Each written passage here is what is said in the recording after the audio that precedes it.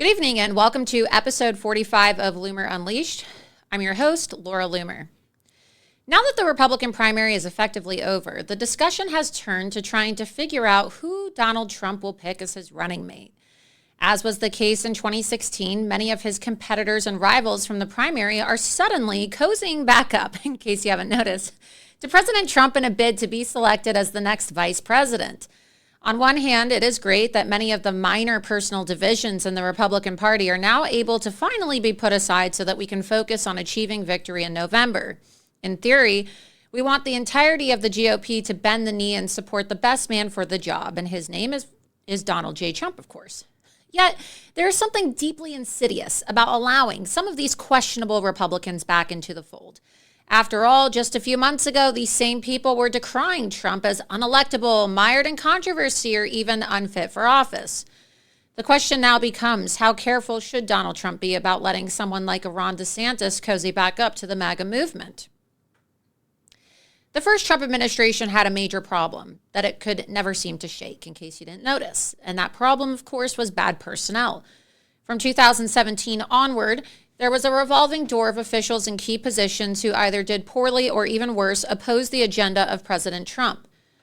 This issue was caused by the Trump team's willingness to bridge the divide and bring in many GOP officials who had once fought against the MAGA revolution. In short, much of what President Trump attempted to accomplish was stymied by bad actors embedded within. It's very frustrating. With the 2024 election just a few months away and Donald Trump leading comfortably in the polls in every key swing state, every precaution should be taken to prevent the second Trump term from falling into the same trap. This past weekend, news broke that President Trump had met with Ron DeSantis in Florida. In what now appears to be a kumbaya moment, it seems that the two have buried the hatchet. Or maybe it's just for show. Who knows? Can you really bury a hatchet with somebody who's that disloyal? I don't think so. Anyway, DeSantis has chosen to throw his weight behind President Trump's re-election bid, supposedly, and has allegedly promised to tap into his vast network of donors in the process. In exchange, President Trump appears to have agreed to bring Ron DeSantis back into the fold of MAGA world where he has become a pariah. Who knows? I don't even know. Honestly, I don't even know if President Trump wrote that statement that was put out on his Truth Social. Could have been a staffer. I don't know. Is that genuinely how President Trump feels about Ron DeSantis? I have no idea. I'm not saying that it's not his post, but I wouldn't be surprised if a staffer wrote the post. That's all I'm saying. President Trump's a really busy man. Loyalty matters to MAGA. And as we all saw this last year, loyalty is a foreign concept to DeSantis. But I guess President Trump, or maybe one of his staffers, who knows, has decided that we are back to calling Ron DeSantis by his real name once again. So I guess we can't call him Ron DeSanctimonious anymore. Throughout the early months of the Republican primary, Ron DeSantis did not hesitate to attack President Trump. Whether it was over the various bogus court cases, the witch hunts, the January 6th protests, or the handling of the COVID-19 scamdemic, the DeSantis camp was highly critical and downright dishonest about President Trump and his record. This is to be expected to some degree. It is politics, after all. However, what was not expected was the vile, vicious, and toxic army of online shills recruited by DeSantis' team. They were deployed all across social media, and as the campaign deteriorated, they became increasingly unhinged. Many of them still are. I don't really think that there's any burying of the hatchet with a lot of these social media influencers, especially after some of the very vile and disgusting things they've said. Everybody knows how I feel about this, and so it's very painful. You might be looking at me and asking yourself, why does Laura look constipated right now? Because it is a tough pill to swallow. I don't really know how I feel about Ron DeSantis having a meeting with President Trump. But by the end of the day, many of these Ron DeSantis supporters and online influencers vowed to never support Donald Trump under any circumstances.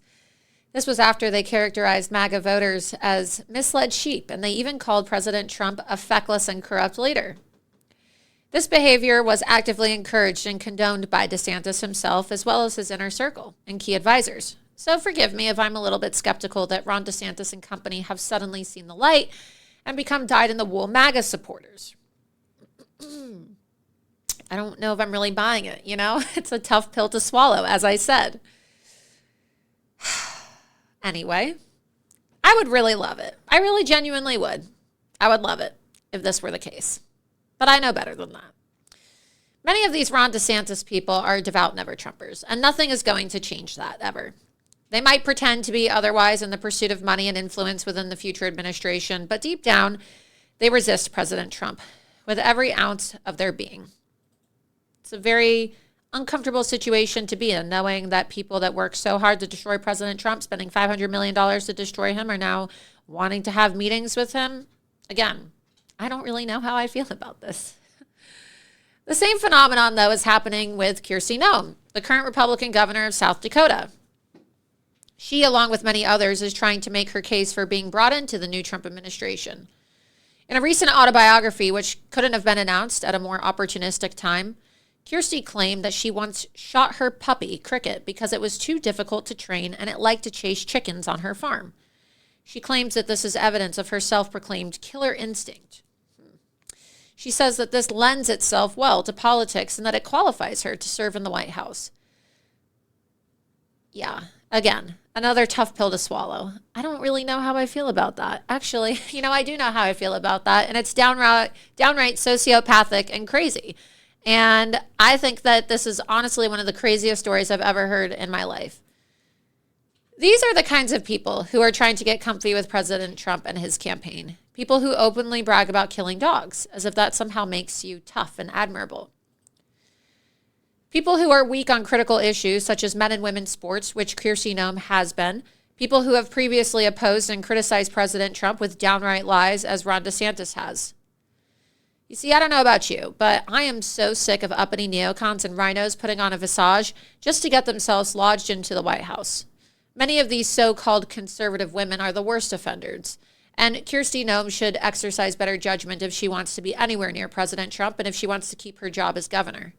She should know better, and she should really have better judgment than to brag about killing her own dog in a book in the middle of a presidential election year as a Trump-endorsed governor. She doesn't seem to understand that her words and her actions have implications for those who are associated with her, including President Trump. You see, Americans love their dogs. The Trump family themselves is very involved in animal rescue. You see, Laura Trump and even President Trump's ex-wife, Ivana Trump, donated a lot of her fortune when she recently passed away to animal rescue shelters. Our love for animals is something that transcends party lines. Killing dogs is certainly not going to appeal to anyone, especially not independent voters. And so it's safe to say that Kristi is likely off the VP shortlist, if she was even ever on it to begin with. President Trump needs to be extremely cautious over these next few months. He is still surrounded by a sea of neocons, never-Trumpers, rhinos, and many opportunistic women in politics who view him as their meal ticket. Each of them wants to embed themselves as deep in his administration as possible. They want to oppose, orient, or stall the MAGA movement in whatever way possible to prevent the Republican Party from being fully reshaped in the image of MAGA and America First. I suppose it's fine to bury the hatchet with Ron DeSantis, or at least pretend to, for the sake of getting people to vote for you. It's fine to have a big tent movement, and it's fine to use the rhinos for the sake of taking their donor money and using their donor lists. But it is another thing entirely to allow these people to get close to the levers of power in the next Trump administration, and it needs to be stopped. Especially a delusional chick who brags about shooting puppies. There is a young female journalist, conservative journalist, by the name of Laura Loomer. If America's men acted like Laura Loomer, our problems would be fixed in about 5 minutes. Chained herself to She Twitter. chained herself.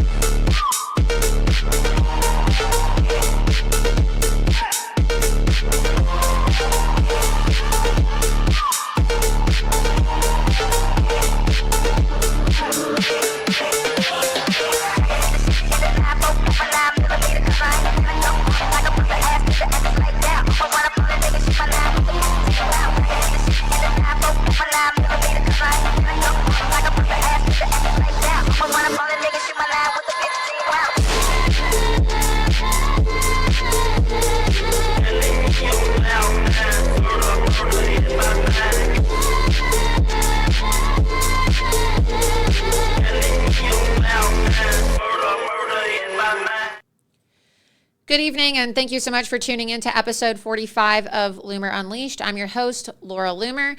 We have a really nice show planned for all of you tonight. We have an international guest who is joining us around 2 o'clock in the morning his time, my friend Tommy Robinson, the British journalist. And I guess I have to fight him, right, for the title of who's considered to be the biggest Islamophobe in the world, because, you know, all these people like the ADL and SPLC and I don't know, all these fake news left-wing media outlets have decided that advocating against Islamic terrorism and fighting for national security and being against anti-Semitism and being against Islamic global domination makes you an Islamophobe. So we're going to be joined by Tommy Robinson momentarily. And then in the second half of the show, we'll have Trump campaign senior advisor Lynn Patton as well.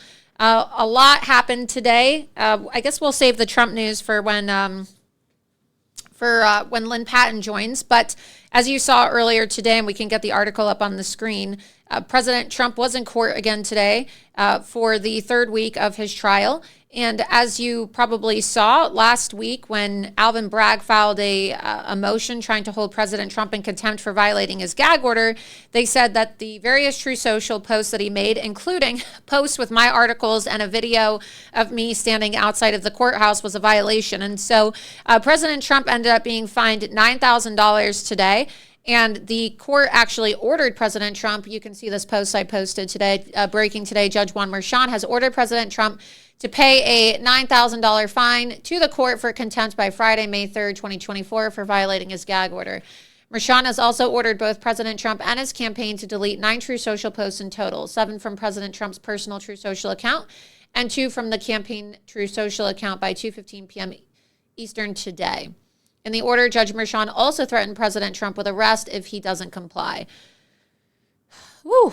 Well, this judge is no friend to President Trump, as we see, and now he's trying to tell him not only is there a gag order, but you have to delete your social media posts. So much for having free speech in this country.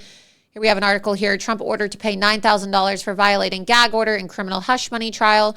We're going to talk to Tommy Robinson about this too, because even though Tommy Robinson is himself a British national, and he's not an American citizen, Tommy Robinson has also, just like I have, been subjected to gag orders in dealing with his own litigation due to his activism and journalism, very similar to what I've had to deal with as well. President Trump has been held in contempt of court and fined $9,000 for violating a gag order aimed at protecting witnesses and jurors in his Manhattan criminal trial.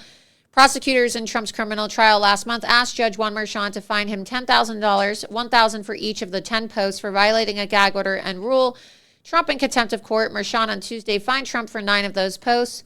He's been ordered to pay the money by Friday, May 3rd, and remove 7 offending posts from his True Social account and 2 posts from his campaign website. Quote, "It is critically important that defendants' legitimate free speech rights not be curtailed and that he be able to fully campaign for the office which he seeks, and that he be able to respond and defend himself against political attacks," Merchan wrote in his order. "It is of the utmost importance to this court that the expanded order not be used as a sword instead of a shield by potential witnesses." But Merchan also warned Trump that the court, quote, "will not tolerate continued willful violations of its lawful orders, and that if necessary and appropriate under the circumstances, it will impose an incarceratory punishment."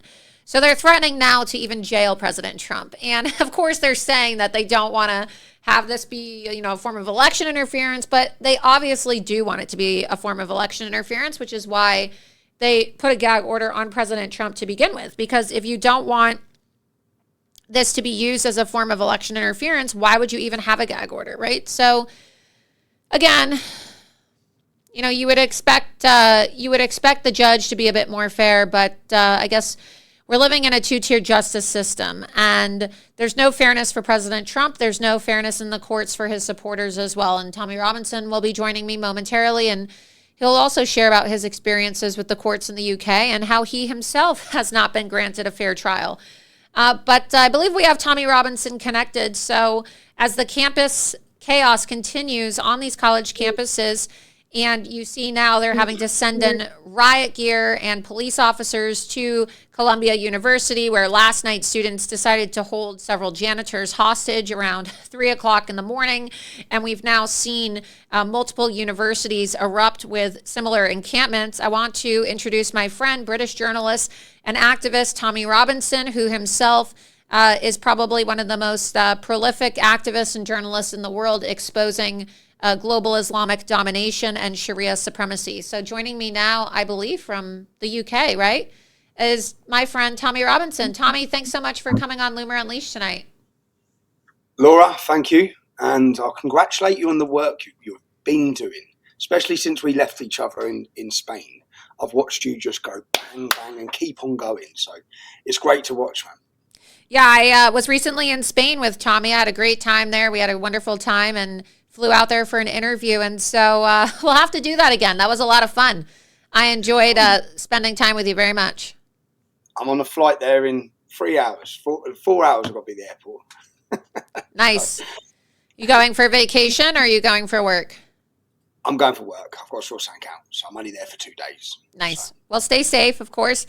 Tommy, what do you think about this news? I just opened the show with today President Trump was forced to pay $9,000 and to delete several of his True Social posts because he has been subjected to an unconstitutional gag order by this judge, Juan Merchan, who, of course, is an immigrant, by the way. A lot of people may not know that. He's an immigrant from Colombia, not even born in this country.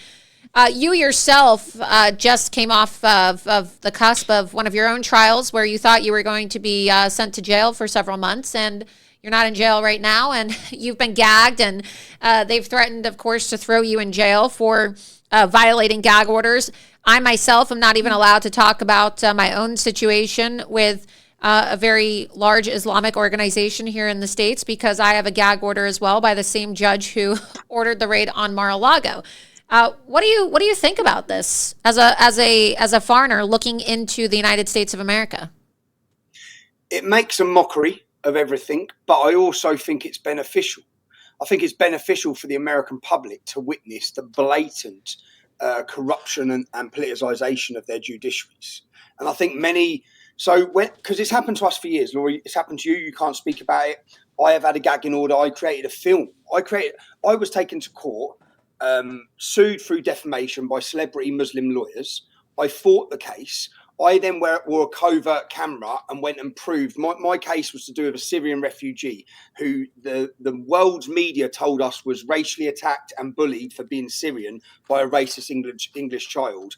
I went and I got told that wasn't the true story, so I reported that actually the Syrian refugees causing a lot of problems at the school. It had nothing to do with race. It was to do with previous attacks by him on girls, etc. I then was sued, so I went and wore a hidden camera. I went to the school teachers. I got them all on camera, admitting they'd been paid to lie. I got them on camera confirming what I said was true. I got the school records confirming the Syrian refugee had been caught with a knife and screwdriver, that he'd previously stabbed another pupil. And when I took this case to the High Court, they took me to the High Court suing me for defamation. When I produced all the covert recordings to the judge, Justice Nicklin, he simply listed the covert recordings out and gave me an injunction saying that if the public ever see, and he listed everything that was detailed in the videos that he'd watched, if the public ever see this, you'll get 2 years in prison for contempt of court. He gave me an injunction. And this is what they're doing across the West to us. That anyone who speaks out is being tied up or put into a position. Katie Hopkins was bankrupt. They took her home off her. Lawrence Fox just lost a court case last week through the High Court, £2 million costs. Literally everyone, they've gagged yourself, Care, so you can't speak or let the public know the truth.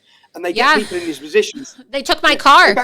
They took my car. And then someone online today was like, commenting like, oh, you drive a piece of shit car. It's like, well, yeah, I mean, I'm not materialistic, but they don't understand how weaponized the courts have been. I wasn't allowed to have a car in Florida, right? I don't own a home. And so we have homestead protection here in the state of Florida, but depending on where you live, they take your home and then they also take your belongings to fulfill your judgment. And that's what they did to me. They took my car. Like, they actually took my car from me, and I had to then get a different car that was under a certain value because Florida law says that you're not allowed to drive a car that's worth more than a certain amount of money if you have a judgment against you.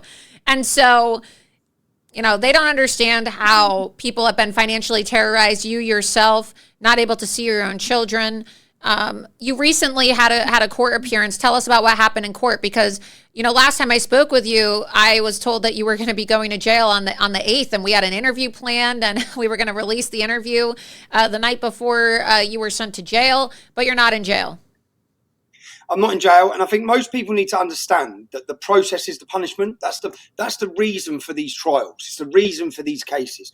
The process is the punishment. Your time, your money, your effort, your emotional, everything is spent trying to fight these cases. As I said, since I started my activism in 2009, I've not had one single period since that start of activism in 2009 where I've not been awaiting a court case or prison. I've not had one period. The most recent one now was I went to report on an anti-Semitism rally.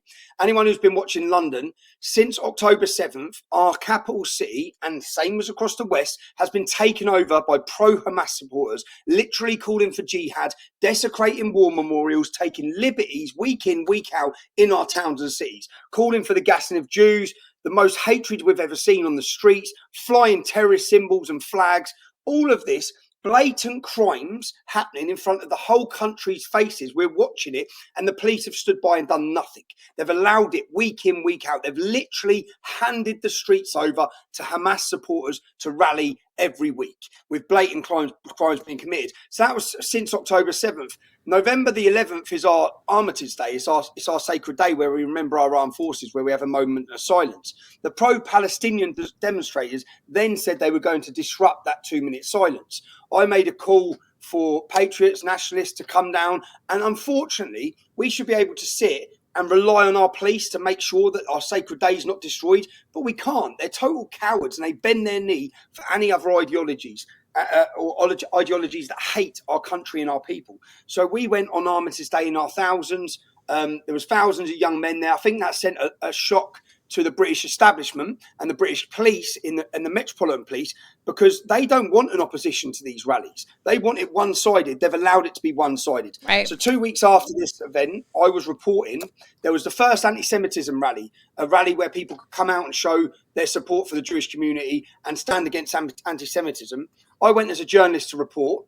I sat down in a cafe before the demonstration, and I went as a journalist. My full-time job as a journalist, I've created 8 feature-length films. I've reported across Europe and across the world on issues that we highlight. And the police come in and said, "You're going to have to leave London." And I said, what are you talking about? And they said, we believe your presence here could cause people alarm and distress. I said, what are you talking about? The presence of Hamas and their supporters have caused our entire nation alarm and distress for months, whilst you've patted them on the back or handed them bottles of water. And here you are telling me that my presence... I mean, there was a video I saw that you sent me the other day that you shared of a police officer in the UK. It was so unbelievable, actually telling a Jewish man, "You're too visibly Jewish, you need to leave because your presence as a Jewish man is going to cause civil unrest." And he was like, "Well, what are you talking about?" And he goes, in his accent, right, "Sir, you're wearing a yarmulke, and that is highly disruptive to the situation at hand here." And it's like, he's literally telling a man that his yarmulke is going to cause a riot because he's surrounded by violent Muslims. And instead of making the violent Muslims leave, they're asking the Jewish man. This is happening on the streets of London. The same thing is happening. I want to play some of these clips for you. These unruly mobs and these riots of pro-Hamas students are happening all across our institutions here. And you saw my video posted the other day of the guy chanting "Long live Hamas" in my face, and you were like, holy hell. You said, I think the American universities are worse than the British universities. And we've seen some really crazy stuff out of the UK. Here's a clip of Jews not being allowed on campus at UCLA. And UCLA, of course, has a large Jewish population. Go ahead and play the clip. You guys have closed the entrance. We are UCLA students. I have my ID right here. I'm being blocked off, not by the security guard, but by you two. You three. Oh, look, they're making their burger while I'm going this way. Excuse me. This is what they do. Everybody, look at this. Look at this. I'm a UCLA student. I deserve to go here. We pay tuition. This is our school. And they're not letting me walk in. My class is over there. I want to use that entrance. Well, I can't take it. Will you let me go in? This can be over in a second. Just let me and my friends go in to class. We're not engaging in that. Then you can move. Will you move? We're not engaging in that. Okay, we're going. We're going. I'm going in. Oh, man. I don't have my hands up. I'm not hurting them. I'm not hurting them. That's what they do. That's what they do, everybody. You guys are promoting aggression. You guys are promoting hate. We're UCLA students. We deserve to be there. What do you think about that? I mean, obviously he's visibly Jewish. He's wearing a Star of David necklace. And these Palestinian Hamas supporting students are physically preventing him from going to school. So this isn't about Israel anymore. This is just about absolute hatred and vitriol towards Jews. What do you think, Tommy? That was infuriating to watch. I think he should have probably ended up laying them all out. But I watched a speech by him today. Did you? Did you watch his speech? I haven't seen his speech, but I saw the clip. I mean, I've honestly been inundated all day with these protest videos from across the country. I mean, they're happening in all over the country, from coast to coast, California, Florida, New York, Wisconsin. I've just been monitoring the different police reactions and university reactions to all of these protests and seeing which governors actually have the balls to crack down. Oh, you're in trouble. The United States is in trouble. Looking at your education system, these are the best universities in your country. These are the future leaders of your country in these universities. And what you've allowed to happen as a country, again, through cowardice and people not willing to stand up to it, is you've allowed Iran, Qatar, Saudi Arabia to fund your universities' Islamic societies, to indoctrinate, to go unchallenged as they promoted hatred and turned the American student against its own country. You see them chanting death to America, death to Israel. These people, if there was a conflict which rises, at the minute it's in Israel. If America were at conflict with one of these Islamic nations, you need to understand these people are not there to fight for America. Their loyalty doesn't lie with America. Their loyalty lies with Islam. Their loyalty lies with the Ummah, which is what you're all witnessing now. It's where the hatred has come from. But the most alarming point of this is not the fact that you have people who hate you in your universities coming through your education system. It's the response of the authorities, the response of the leaders of the universities who have not just allowed it, they're supporting the pro-Hamas supporters. They're supporting the isolation and the aggression to the Jewish students. It's been supported at every level by the leaders of these universities. Instead of coming out and condemning it, the professors are coming out and standing with the pro-Palestinian mobs. So that is what, and we've seen the same attack in our education system. Lord Pearson, Laura, I actually just done a podcast with Lord Pearson. In 1990, Lord Pearson was given a place by Margaret Thatcher as Minister for Education. The reason why in 1990 Margaret Thatcher given that place, because she had seen that class, gender and race, cultural Marxism had infiltrated our entire education system in 1990. So she wanted him, and his job was to break it in the education system. He gets his position as a lord. He gets a peership for the rest of his life, and then she loses power. She's kicked out. John Major steps in and would not allow Lord Pearson to touch on that in 1990. If that had been allowed to happen, the wokeness we're now seeing coming out of our education system in universities, we're now seeing the knock-on effect, as are you. Everyone's been asleep to the indoctrination and the infiltration of the education system to get in the minds of the next generation of American not just students, but the future of America. The leaders of America, they've got in their mind through Islamic societies, radical pro-Hamas, pro-terrorist supporting societies within universities across your country, and they've turned the people against its own nation. Yeah, another thing that I think is really interesting and also very shocking is, here in the United States, we have a Hamas caucus in Congress. I actually am the person that coined that term, Hamas caucus, a few years ago. Ilhan Omar, Rashida Tlaib, Ayanna Pressley, AOC, and now in the UK, you also have a Hamas caucus.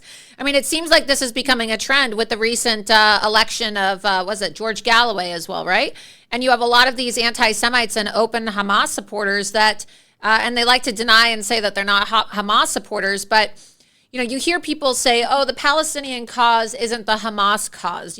Laura, you can't say that all Palestinians are pro-Hamas.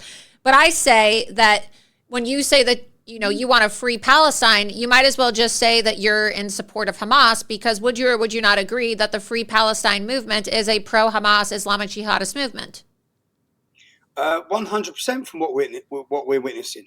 And this is the future of UK politics, actually. It's the future.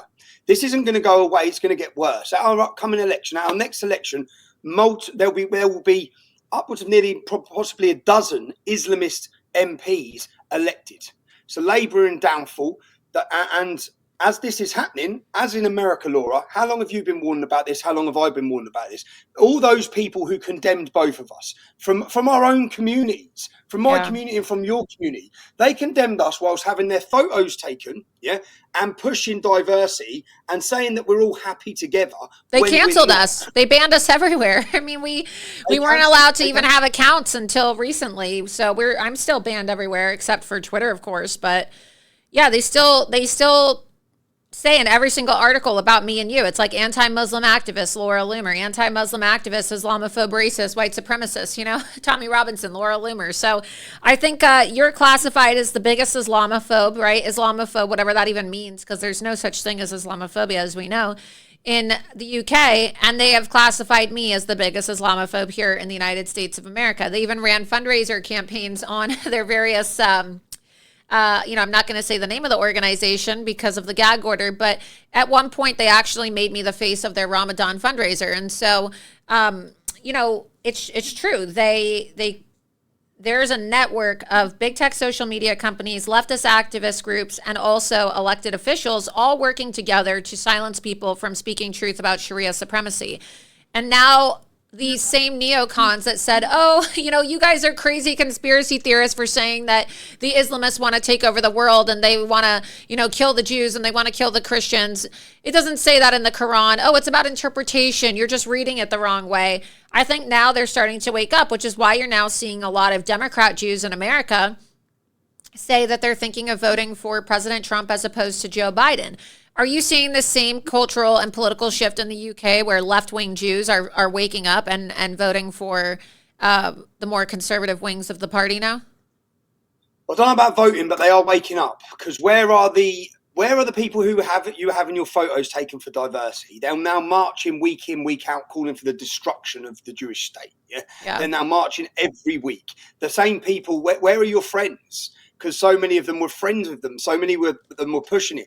But our videos and our stand will age very well, Laura, as you're aware, yeah? Everyone who come out and condemned us eventually will realise we're right in the warnings we were given. What you need to understand is in the United States, and especially with Islam is the best funded ideology in the world, yeah? They want a world caliphate. It's funded from Saudi, Qatar, Iran. These countries are pushing. You literally have Iranian proxy armies on the streets of the West right now. After October 7th, within 24 hours, it's like within 24 hours, they were on the streets across the West, celebrating, pre-prepared banners. It's literally they're pushing the agenda of Iran on our streets. And as their numbers and their demographics increase, as they continue to do so due to birth rate and immigration, due to Joe Biden opening your borders to 4, 8, however many million. Well, and I'm sure Biden giving them $16 billion helped out a lot too. I mean, the coordination of this and the timing of it cannot be forgotten and unmentioned. I mean, Joe Biden gives the Iranians essentially $16 billion, announces it around 9/11, and then do the math, June, July, August, September, October, the very next month, you have these attacks on Israel, and you're absolutely correct when you say that we have armies now of Iranian proxies on the streets of America. Every single major American city has Palestinians with coordinated flags, coordinated posters, and coordinated headscarves. And this happened the day after, literally the day after October 7th, we saw this, which means that people here in America had advanced knowledge about October 7th, because how else would you have been able to organize these rallies and these protests and these riots and get all the screen printing for the shirts and the posters and the flags done? It's not like you can just go buy a Hamas and a Hezbollah flag at Walmart. I don't know what you guys have in the UK, what your grocery store is called, but I'm sure that you probably can't go buy, a Hamas or Hezbollah flag at the UK equivalent of Walmart. No, and what were they marching for on October 8th? It wasn't a ceasefire, was it? It wasn't a ceasefire. No. They were celebrating. They were celebrating across the West. And I think that sent shockwaves into those who have apologised for them. And they weren't celebrating in their 10s or 20s, in their hundreds of thousands. They become so emboldened by the attack on Israel on October 7th. They let their hatred, which has been hidden many times, and they lied to us many times about the agendas of Islam and the agendas of their communities in our countries. But then it all come out. It come flowing out. They couldn't help themselves. And that sent shockwaves to a lot of people. It didn't shock us. We know that's coming. We know the time's coming. When that time comes, which side are they on? They're on the side of jihad. That's what, so lots of people said to me, you didn't need to take a side in this conflict. Yes, I did. And I happily took the side of Israel. I happily took the side of the only democracy surrounded by totalitarian, Sharia-driven shitholes. I happily done that. I happily done that because I understand who Hamas are.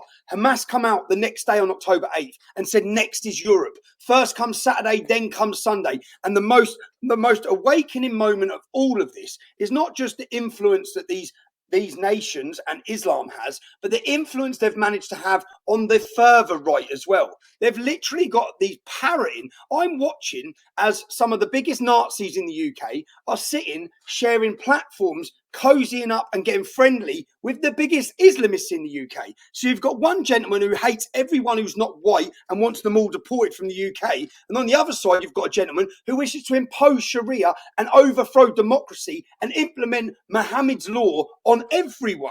Take away the rights and freedoms of everyone. And these two people are sitting and they're becoming friends. Why are they becoming friends? Because of their shared common hatred of Jews. That's it. Yeah, that's it. They managed to blame everything now. So I'm watching as rising people in America and people on the right are taking the side of Hamas. Right. It's like And what do you say? What do you say? You know, that leads me into my next point. You're seeing a lot of people on the right now have this very anti-Israel, anti-Jewish approach. And, you know, they want to say, oh, it's about Zionism. Well, I'm a Zionist. You're a Zionist, right? I don't think that these people really genuinely understand what Zionism is. But what do you say to these even right-wingers that say, oh, Laura, you know, you can't say that all Muslims want to kill Jews and Christians? Isn't that what it means, though, to be a good Muslim is to live your life exactly like Muhammad, who they view as the most ideal man? I mean, what do you say to the naive American or the naive Westerner that says Islam's a religion of peace and that not all Muslims are the same and that there's different forms of Islam? Is there a different variation of Islam, Tommy? What do you say to these people that want to say that there's different interpretations? I'll say there's one Muhammad. Now, and they've now changed it so you can, and there's one Muhammad, and let's look at who he was. He beheaded 600 Jews in one day, yeah? He took the leader, and this is not according to Tommy Robinson, it's according to their scripture, the biography of Muhammad by Ibn Ishaq, their scripture. He tortured Kanana, who was the leader of a Jewish tribe. He set fire to his stomach because he wanted his gold. He was a thief. He was a robber, yeah? He wanted his gold. After torturing Kanana, he beheaded them all that night, all the men, yeah? When he beheaded them, he pulled their pants down. Anyone who started puberty, they were killed. Yeah, anyone who started puberty, they were killed. Now, after that, he takes the leader of that Jewish tribe's wife that night, Sophia, and he marries her, which we all know means he raped her. This man was a barbarian. Yeah. So when you want to interpret things in a certain way, they want to argue about interpretation. And also on the point of Zionism, what is a Zionist? Someone that believes that the Jews can have a homeland. That Israel has a right to exist. Exactly. And I don't understand what is so wrong with that. You know, I don't give a damn. I'm a proud Zionist and I don't give a shit who that offends. And apparently it offends a lot of people on the right.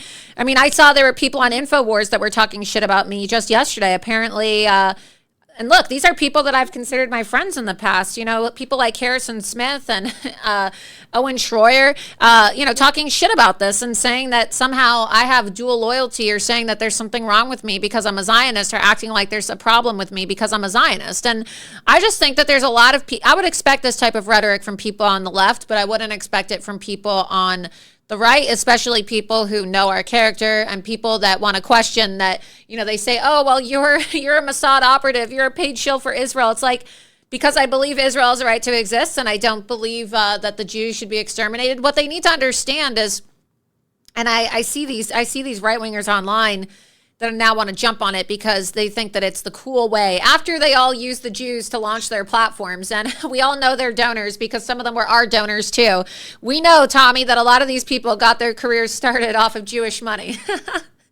And so they wanted to use the Jewish donor money. And now they want to pretend like, you know, it's just, and look, I don't have a problem with Christian nationalism, but you have these weird alliances forming, like the Christian Islamic Alliance, which is just totally asinine to me because Christians are the most persecuted people in the world. And who's doing the persecution? It's not Jews, like Tucker Carlson falsely stated in his interview. It's not Jews killing Christians. It's Muslims killing Christians. And so what do you say to the people, Tommy, that want to have a Christian Islamic alliance and the oxymoron that exists in having a Christian Islamic alliance?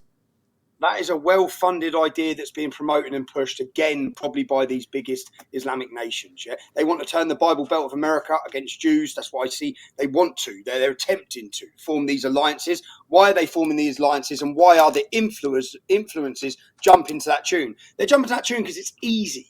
It's easy to hate Jews. It's easy to speak out against Israel. No one's going to punch you in the face. No one's going to attack you. No one's going to cut your head off. There's no violence, yeah? It's difficult to stand on the other side. You face relentless attacks, relentless threats of violence. Look at what the Jewish students are for speaking out or witnessing in these colleges and universities. On the other side, it's easy. So I'd say, and any of the Christians who are standing up and doing this, I'll ask them, why are you not talking about Nigeria?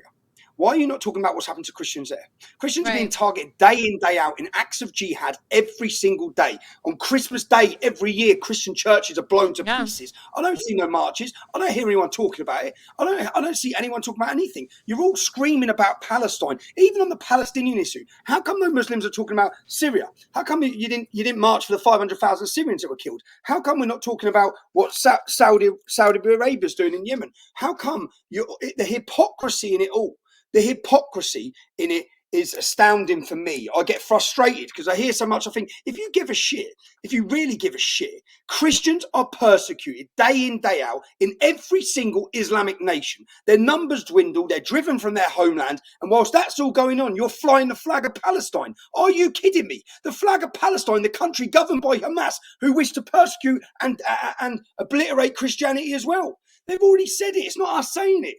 Hamas are a terrorist, jihadist organisation. Their ideas for a world caliphate are the same as ISIS. There's the same mindset. And here you are sympathising or empowering them in the West because of your sheer total cowardice to take this issue on. And it's the same again. Why don't you want to take this on? I see so many people sitting there. I just see it as cowardice. It's become fashionable. The amount of influencers who have converted to Islam, again, if you look at Islam and the money spent from Saudi Arabia, Dubai, Qatar, these countries, they used to fund to spread Islam across the West. They'd fund billions, building mosques, opening madrasas, having dawah stalls. For example, let me give you an example. In my hometown of Luton, there's a shop in our town centre called Discover Islam.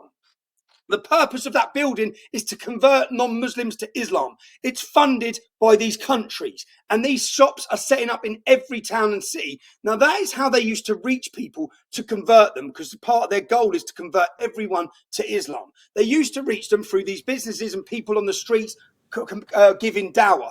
Then the biggest form now of reaching people is influencers, which is why we've seen so many top influencers converting and pushing sympathetic. Yeah, that's what I wanted to. That's what I wanted to ask you about next. So you have people like in the manosphere movement, right? These guys that call themselves red pillars, and people like Andrew Tate, who converted to Islam, and now you have Sneeko, who's also converted to Islam. I'll give Myron from Fresh and Fit a pass because he was, his family's from Sudan and he was raised that way. So it's not like he's converting. So I'm not going to say that Myron is an opportunist. I'm not going to attack Myron because, Myron was raised that way. He's the only one, in my opinion, that gets a pass. But Sneeko wasn't born a Muslim. Andrew Tate wasn't born a Muslim. Myron at least has an excuse because his parents are Muslim and that's how he was raised, right? Even though he's not religious. But you have these guys, and a lot of them are even encouraging. I wouldn't say Myron so much. He's not really encouraging people to convert. But you have Andrew Tate and Sneeko, who are certainly trying to push Islam onto, the millions of young men that follow them and watch their streams. And then you have all these young guys that think, oh, I'm going to become a Muslim. They don't even understand what it means to be a Muslim. I doubt Andrew Tate and I doubt Sneeko have even read the Quran. But you see them openly supporting all these Islamic causes. And I think that they want to do it because it's the only way that they can actually justify their polygamous lifestyles and their desire to have multiple sexual partners and to have more than one wife and to be with more than one woman at a time, which is the lifestyle that they advocate for the men that follow them. They want men to have sex with a lot of women. They want men to have multiple girlfriends, multiple wives. They believe in having as many children as possible and spreading your seed and not really committing to anybody. It's quite degenerate. But the only ideology or quote unquote religion, even though Islam is more of a political ideology than a religion, that allows that is Islam. Would you agree? Like, what do you think that they're converting to Islam because they actually believe in the teachings of Islam, or is it a degenerate way to excuse their inability to commit sexually to one woman and be monogamous? I believe it's money. I believe it's a business transaction. That's what I believe. I believe Sneeko done a very good video that was about going to Saudi Arabia, which I'd say was heavily funded, professionally made, and that is to convert people to Islam and bring people to Islam. I believe they've probably got contracts to do this. Because as I said, it's nothing for the Prince of Saudi Arabia to spend 10 million or 100 million. It's nothing to push the ideology of Islam on the most impressionable youth in the West. Now, I watched Sneeko is one confused, weird guy. Yeah, I watched a video of him talking about when he was going through his gay stage. He said, I was a bit confused, wasn't sure if I was gay or not. Sneeko, I've got news for you. If you wasn't sure if you're gay, you're gay. Yeah, there's no one who's not gay. Yeah, talking about watching gay porn, and that's another thing though too. I mean, we all know in Islam that they like to use young boys for pleasure and play. I mean, you can testify to this as well. They do. There's a really big community in Islam of people that, and I'm not saying that Sneeko's doing that, of course, but there's kind of like this social acceptability of grooming young men that exists in Islam. And perhaps you can speak on this more as well, along with the degradation of women. And so I would say that if you were a closeted homosexual man and you didn't have respect for women, then Islam was the perfect ideology for you, because they certainly don't have respect for women. And if you know anything about Islamic society and Islamic culture, a lot of these men in these societies and these majority Muslim countries, they don't really have respect or boundaries for young boys. Women are for babies and men are for pleasure, aren't they? It's weirdos. Absolute weirdos. That's for people may think you're joking. Actually expand on that, please, because that is a real thing in Islam. Can you explain that? In the Quran, 72 virgins, if they die in jihad, they get 72 virgins, and I think it's 14 young boys that never grow old.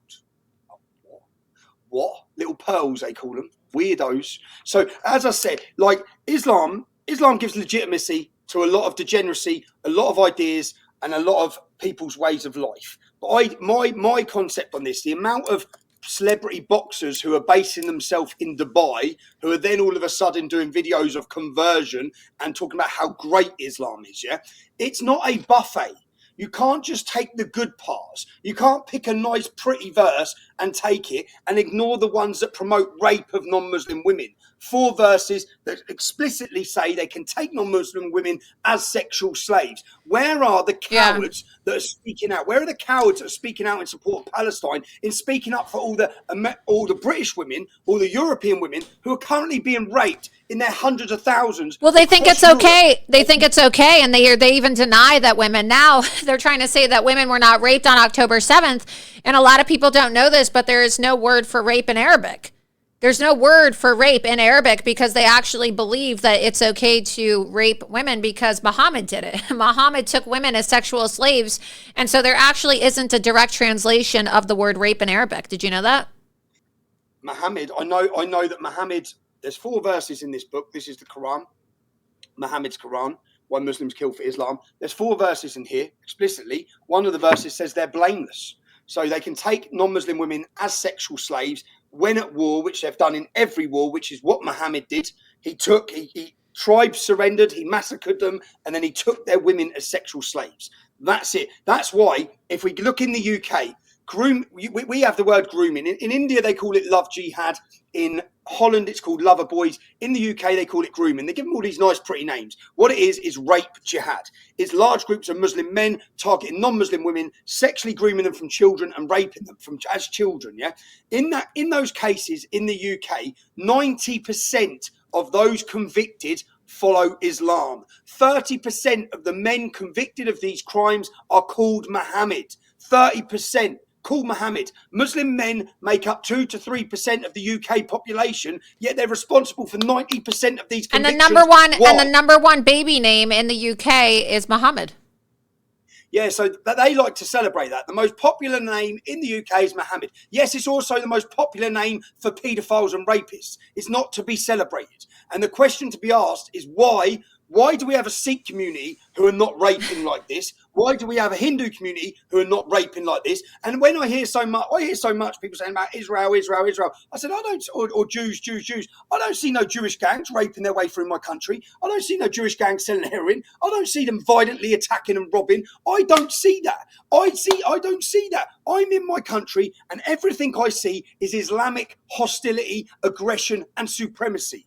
That is what needs confronting, and it's a coward's way out. And what we're seeing since October 7th especially is a total alignment of the real far right, the real far left and Islamists all coming together. As they've come together time and time again, the far left helped overthrow Lebanon, a Christian country. As soon as they took control of that country, the Islamic nation, they massacred and killed them all. They're useful idiots who are underestimating the power of Islam. And they're aligning with it because they don't like religion. These Marxists and these communists hate religion, but they will align with it because they see it as the biggest tool to help them break the system, to help them overthrow the capitalist system. Can you explain the hypocrisy and the absolute oxymoron that exists in having a Christian Islamic alliance? Because obviously, they're trying to brainwash the Bible Belt now into turning against Jews and turning against Israel. Explain to people watching who somehow have been convinced and lied to that Muslims are allies of Christians why this is a fallacy and why it is so dangerous to be promoting this idea that we can actually have a Christian Muslim alliance. We know that there's not a Jewish Muslim alliance because they are openly calling for the eradication of Jews. But explain, please, because I am so sick and tired, Tommy. I'm going to throw up the next time I see one of these influencers pushing a Christian Islamic alliance. I just think it's gross.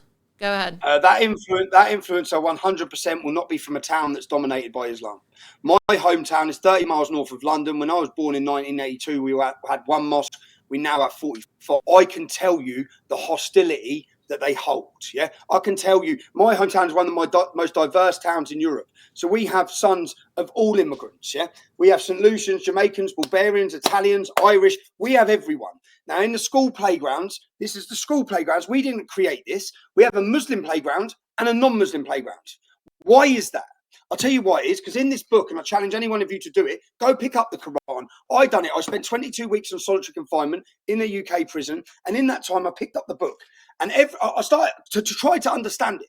And I started writing down references. And every time it says, do not be friends with Christians or Jews, write down the verse number. You will have pages within hours, pages of verse numbers that are telling 4-year-old Muslim children from the age of 4, when they can start getting this brainwashed into their minds, that they're not allowed to be friends with Christians or Jews. The entire Islamic ideology is supremacist above Christians and Jews, promotes hatred against Christians and Jews, there's 104 verses in this book inciting them to oppress, dominate and kill Christians and Jews. Wake up. You cannot have no alliance. Tell me where the friendship of Christians and Jews is for the Christians in Pakistan, for the Christians in Afghanistan, for the Christians right now in Nigeria who are being massacred and pillaged day in, day out. Women are being kidnapped and raped, and the whole time you're sitting talking about a Christian-Muslim alliance because you want to side with Palestine because you hate Jews. That's it. So it frustrates me as well. It just drives me crazy. It drives me nuts because I'm like, I can understand the brain dead leftist Jews, who make up, unfortunately, majority of the Jewish population in this country. I mean, as President Trump says, if you're going to vote Democrat and you're going to be a Jew, you need to have your head examined. I expect stupidity from these people, but I don't expect the same stupidity from, right-wing Christians that are now saying, oh, well, there's a Christian Islamic alliance. But we have some breaking news right now, Tommy. As we're doing this interview right now, police in riot gear have finally decided to go in and raid Columbia University. So finally, the adults are now gaining control of the mental asylum again. And I'm going to go play this clip for you now. We have some breaking footage out of Columbia. And I guess they're going to go storm the campus and the administrative office after, I'm sure you saw last night, several of these Palestinians and the students decided to hold some janitors hostage. They're actually acting like Hamas now. They're holding their own hostages on campus in an effort to promote their agenda. So let's go ahead and play this clip. Breaking news out of Colombia moments ago.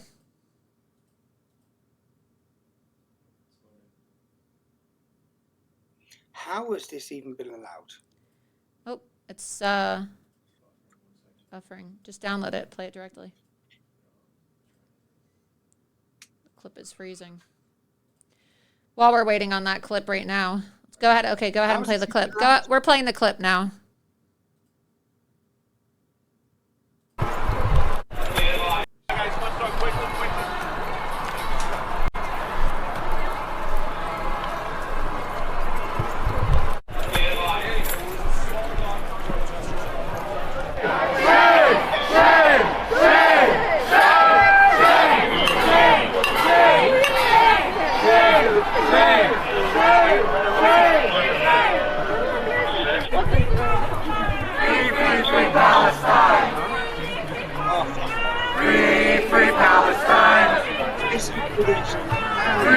Free Palestine!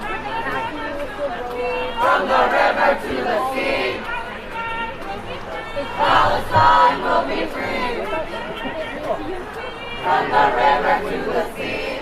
Here, they're bringing more barricades. Tell me where you want me to move. No. Ma'am, tell me where you want me to move. Well, if there's any way I could be here. You want to be in front of me?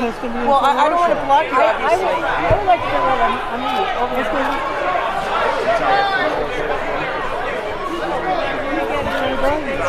Why don't you come around so you can come here? Excuse me, can I get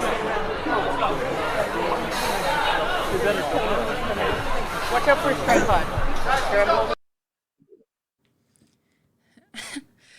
So speak of the devil, while we're actually on this stream right now, I'll have to send the clip over to my producer to edit it. Well, I don't know if they're watching our stream right now or what, but apparently Sneeko is with Nick Fuentes right now. And he's having there you go. Yeah. There you go. But you know, like I don't really look, Nick will criticize Nick will criticize Israel, but I've never seen Nick Fuentes advocate for Islamic terrorists or praise Hamas. Sneeko, on the other hand, is like chanting the other day with his Palestinian supporters on a stream. He's like, oh, down with the Yahud, down with the Yahud. And so for me, I can appreciate the fact that Nick at least keeps it oriented and focused on policy, even if I don't agree with his takes on Israel. But with Sneeko, it's pretty clear that he doesn't have the same type of foreign policy knowledge as somebody like a Nick Fuentes. He isn't as eloquent of a speaker. I'm not saying that I agree with everything that Nick says, but it is interesting because as we're live right now, I'll just go ahead and play this for you. I have to send it to my producer to get it loaded. But they put my tweet up on the screen right now, and it's in my DMs. I got to get this uploaded somehow. Let's see.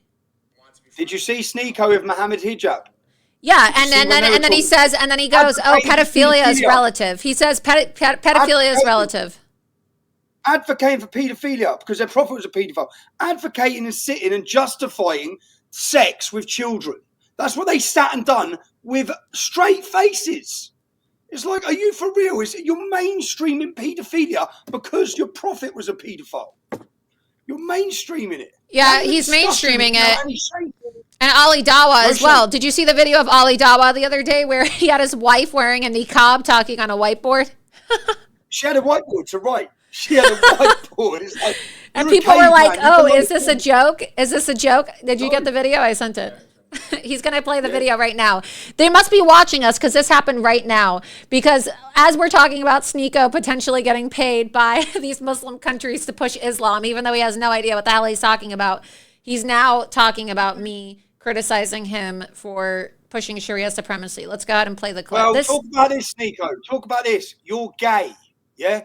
If you, at some point, were confused about your sexuality, that means you're gay. You've climbed back in the closet and you've hid behind that, and now you've converted to Islam, you strange man. But the reality is, if you went through a stage of thinking you might fancy men, you're gay. Yeah, and they're always trying to get me to debate Mohammed Hijab, and I'm like, I'm not going to debate a guy that says pedophilia is relative, okay? Full stop. Let's go ahead and play the clip. This just happened. It ends at that point. This, I think there's... believe Mohammed flew up to heaven on a winged unicorn? Yes. Debate over. I think they're live right now on their stream. This was just sent to me right now. So this is Sneeko, who, of course, and some people are like, well, who the hell is Sneeko? If you're a boomer, you're not going to necessarily know who Sneeko is, but if you have kids or grandkids, they may know who he is because he's one of the more popular live streamers online, and he's got an audience of millions of young men, very similar to Andrew Tate, who watch him, and he does degenerate things when he streams, and lately he's been taking all these trips to Saudi Arabia and Dubai and trying to get young men to convert to Islam. And he'll be getting paid very well for that. He'll be getting paid. He sold his soul. He has sold his soul. He sold his country out. That's what he's done. Go ahead and play. He wishes to Islamify the United States of America. He's a coward and a traitor. Yeah, I agree. Play the clip. And there's quite a bit of things that we could talk about, of course. Yes. But, you got Loomer's tweet up. You got beef with her, huh? Yeah, I mean, I don't really have beef with her. It's just she's trying to get me in trouble. What do you think about this? Maybe we could read this. Okay. Laura Loomer says, the reason why so many red pill men like me and want to be friends with me and follow me at Sneeko, as you point out, because I'm a loyal woman. I don't ask them for anything, don't seek their attention or admiration. I don't clout chase, and I work hard. I don't need to throw myself at men to get men to pay attention to me and follow me. I can do with my brain because I honestly don't want anything. Blah, blah, blah, blah, blah, blah. I think you need to ditch the Sharia LARPing and be more loyal to your friends. I think you need to grow up. I have a large platform and should use it for some good instead of spreading Sharia. Wow. Anything I will ever say about you, I will say to your face and online and tag you. I want everyone to know how I feel about them and blah, blah, blah, blah, blah. But. Wow. I love Loomer. You know that. What do you... Loyal Loomer, that's what they call her. She's loyal to me. So I like her. Don't you have so many disagreements with her?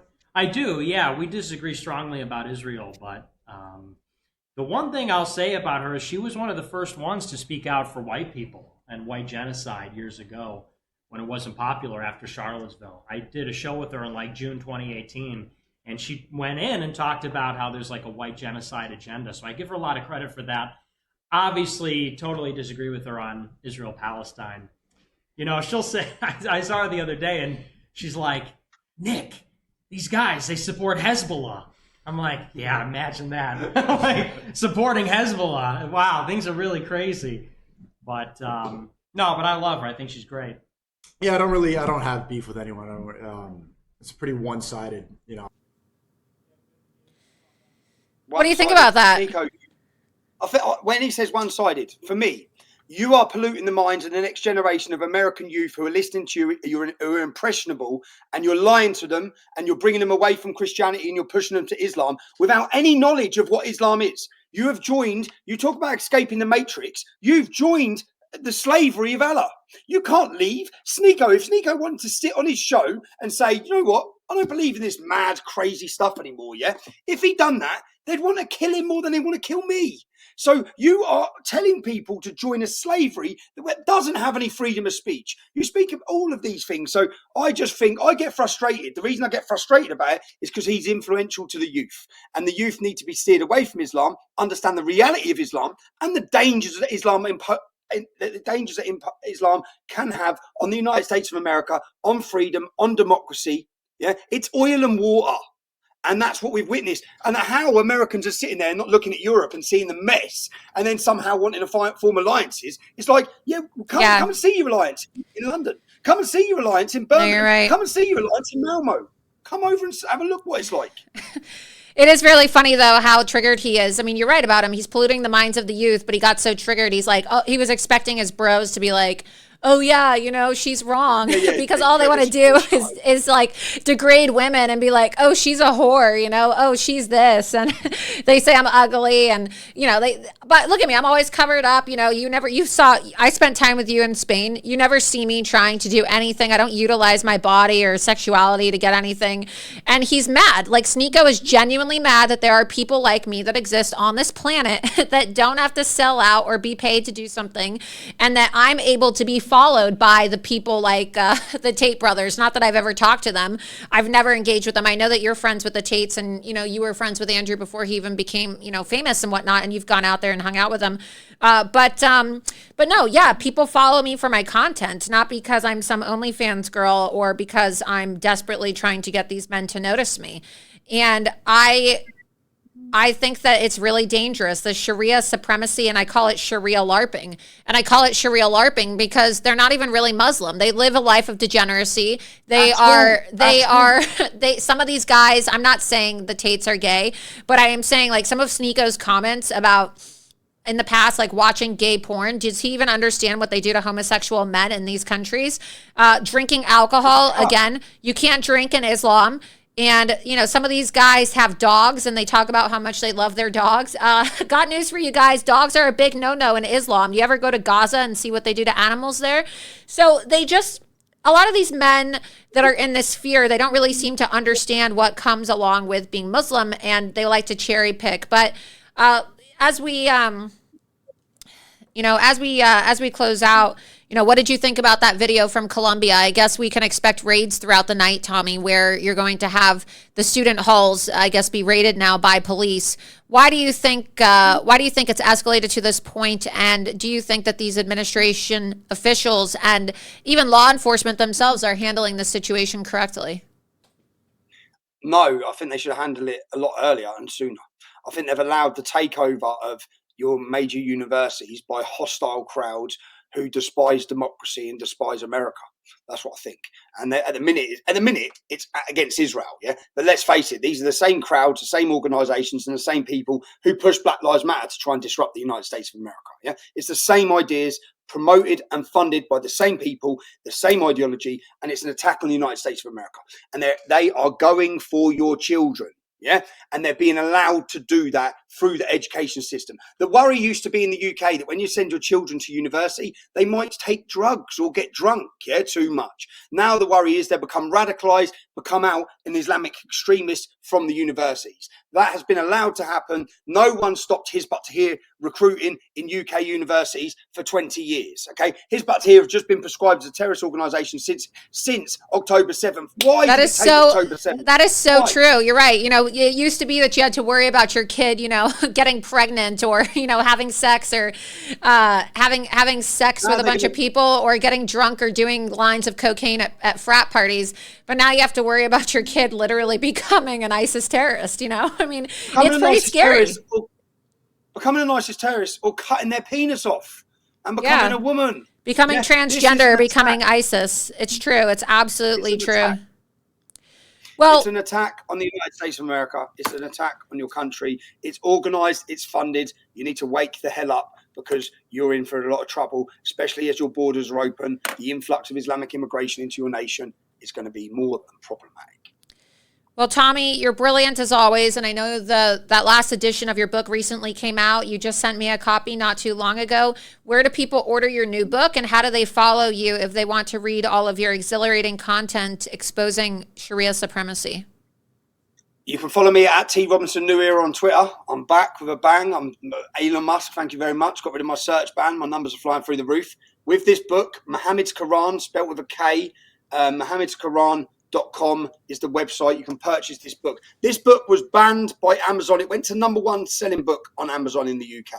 They banned it. You can buy Mein Kampf, Hitler's book, in 20 different languages, but they banned Muhammad's Quran. This is an academic piece. This is not my opinion at all. What we've done here is when Winston Churchill, and let's look at Winston Churchill, he said Islam in a man is like rabies in a dog. He also said Islam has the power to bring Europe back to the Dark Ages. Individual Muslims will show brilliant traits, but Islam and the following of Islam will continue to pull back their society due to their views on women and freedom. Yeah, Mohammedans, as he called them, believe women are the property of men. He made lots of great statements. Sir William Gladstone held the Quran above his head in Parliament and said there will never be peace on this earth so long as we have this book. This book is a violent and cursed book. Why did they understand Islam and no one now does? Because when they picked up the Quran, historically, it was in chronological order. So one thing Muhammad said, well, the Qurans nowadays, when you pick it up and try and make sense of it, it's not in chronological order. So one thing Muhammad said one day is next to something he said 20 years later. Now, this is where they can lie to us about interpretation.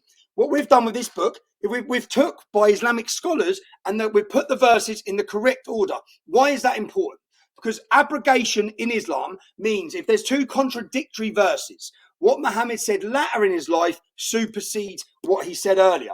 With this book, what we've done is highlighted in bold writing all the words of hate and extremism, so you can pick the book up quickly and understand. And when you find a verse like this, say 39:46, say, O Allah, creator of the heavens and the earth, knower of the invisible and the visible, thou wilt judge between thy slaves concerning that wherein they used to differ. Yeah, when that has a line through it. The reason it has a line through it says cancelled by verse 9:5, i.e. Muslims are to punish non-Muslims because the latter will not follow Islam. So yes, Muhammad had peaceful verses in his first 10 years of promoting Islam.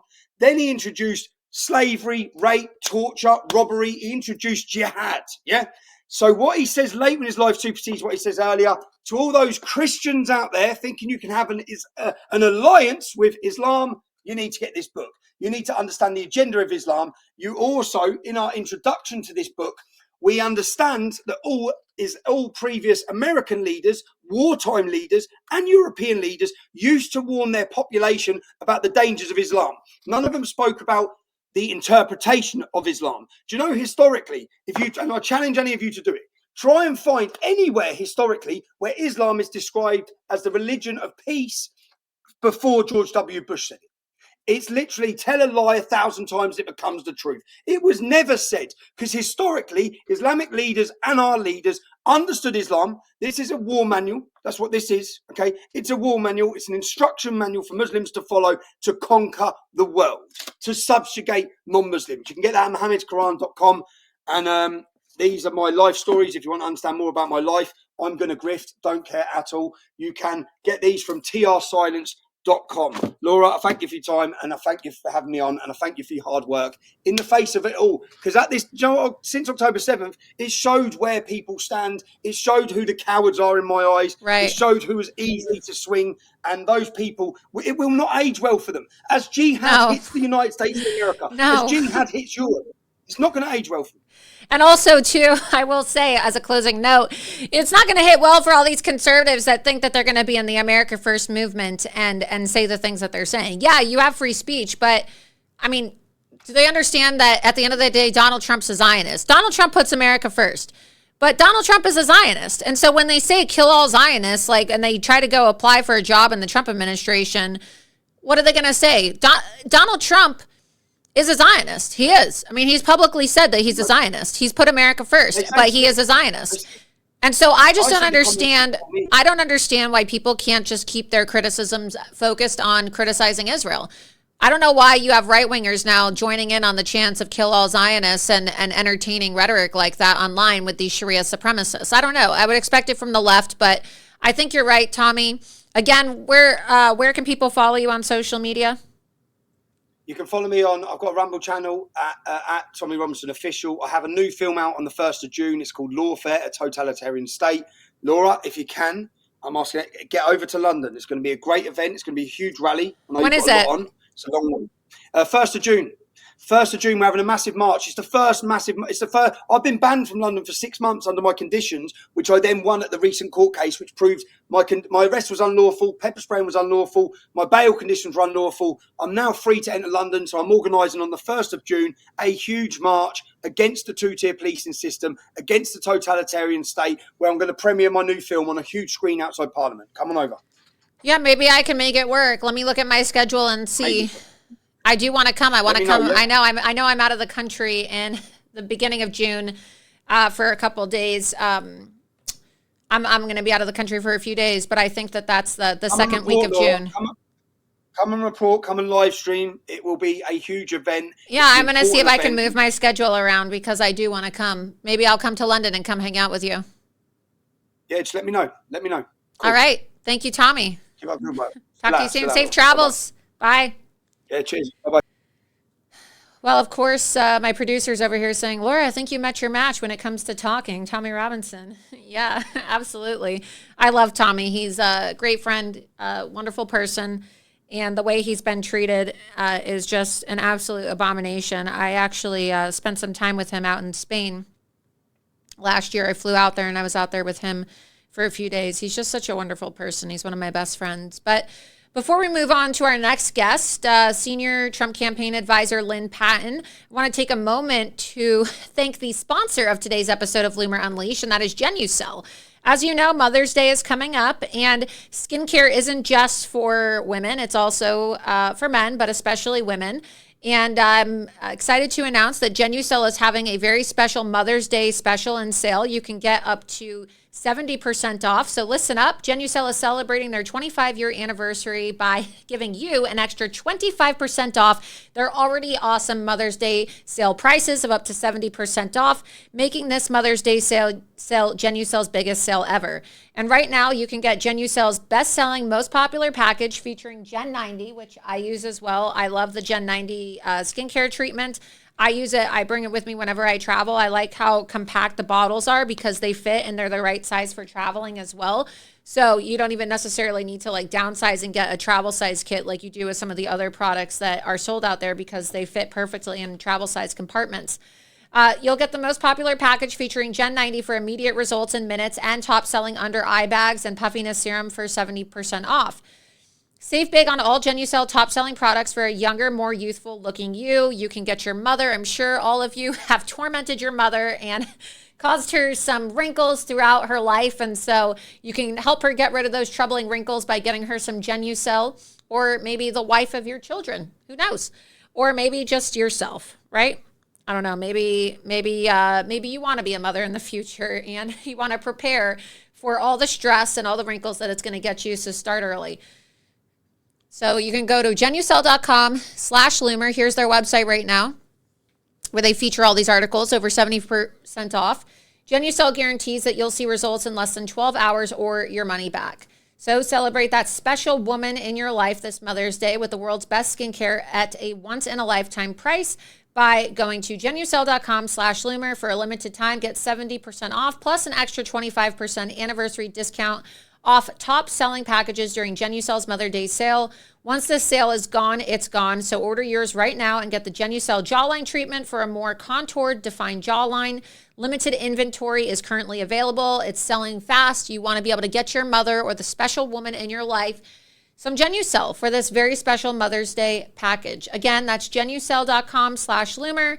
genucel.com/Loomer. And of course, we want to thank Genucel for being a supporter of Loomer Unleashed and a supporter of free speech. And the best way you can thank them is by visiting genucel.com now/Loomer and get a free spa box with 2 bonus gifts and free shipping included with all this. This is amazing, you know, and the products are great. I don't promote products that I don't use. Okay. I use the Genucel cream. I love the anti-wrinkle treatment. I use it in the morning and at night when I wash my face. It feels very soft, not very sticky. So again, genucel.com/Loomer, genucel.com/Loomer. Thank you to Genucel, great sponsor of Loomer Unleashed. And with that, moving on now. Today is the 45th episode of Loomer Unleashed. And because it's the 45th episode of Loomer Unleashed, we need to honor President Trump, the 45th president of the United States of America, the greatest president we've ever had. And I thought, what better way to honor President Trump and to talk about President Trump and talk about all of his amazing accomplishments and the witch hunt against him than to have somebody from his campaign. Hopefully we get President Trump on Loomer Unleashed one of these days. Maybe for the 47th episode. Maybe my next guest can help me swing that. Joining me now is senior advisor to President Trump's 2024 reelection campaign, Lynn Patton. Lynn, thank you so much for joining me. Hey, Laura, how are you? Great to see you. Thanks Doing for well. having me. Yeah, it's great to have you. Thanks for joining me. I love your photo with President Trump behind you on the wall. That looks like it was taken, was that Bedminster or Trump International? It looks like Bedminster. Trump International. Trump International. in Palm Beach, Oh, okay. is that one. Then, of course, there's the Oval Office somewhere, and Ben Carson here, and a couple other ones. But yeah, I like your background too.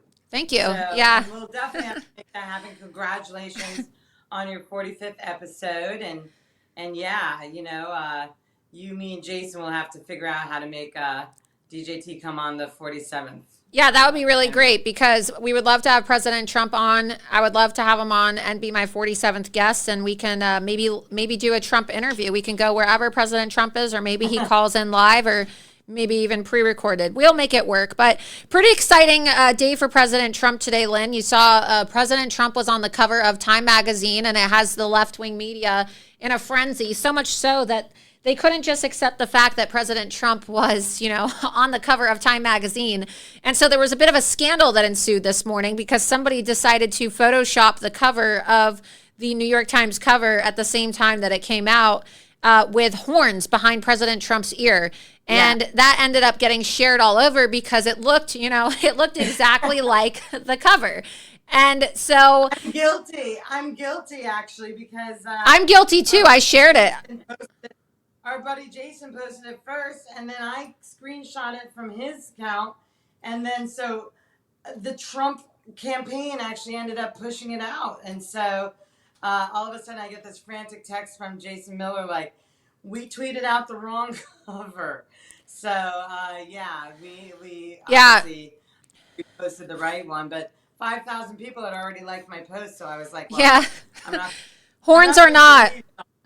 I'll just clarify in the comments. Well, I did the same thing. The same thing happened to me this morning too, but it just goes to show you that, whoever did that originally, like whoever photoshopped the cover, clearly wanted to have the story be a diversion as, people posted the wrong cover, as opposed to talking about this amazing interview where President Trump is on the front page of a major magazine and he's able to talk about Agenda 47 and his plans to make America great again. But I think it ultimately backfired on whoever decided to Photoshop the cover. It did. Yeah. What can you talk? Mighty early, I must say, because we posted that at like 6, 7 o'clock in the morning, and it was already photoshopped and making the rounds. So, oh no, that was planned. Whoever did that coordinated that for sure. That was a lot of time. Yeah, that was planned.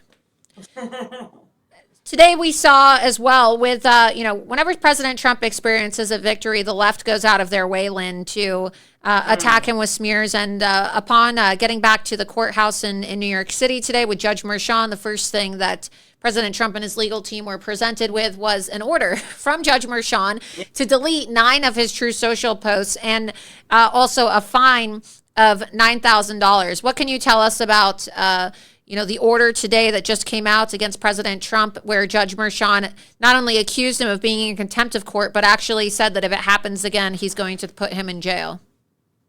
It's mind-boggling, Laura, because as we all know, Judge Merchan is irrevocably conflicted. This is a unilateral gag order.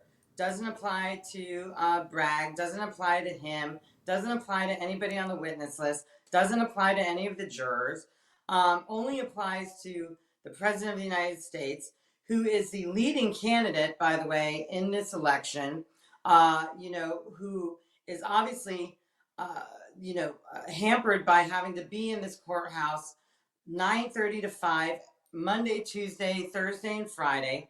It's absolutely election interference. I think the American people are finally recognizing that when they turn on their TV and they see that he's trapped in this cold, ice cold room while his poll plummeting opponent gets to crisscross this country campaigning in battleground states that he's still losing. But at the end of the day, this unilateral gag order protects Merchan, protects his daughter, who makes money by campaigning and raising, Democrat donations to fight Trump's reelection. You honestly can't make it up, and they keep calling it a hush money case.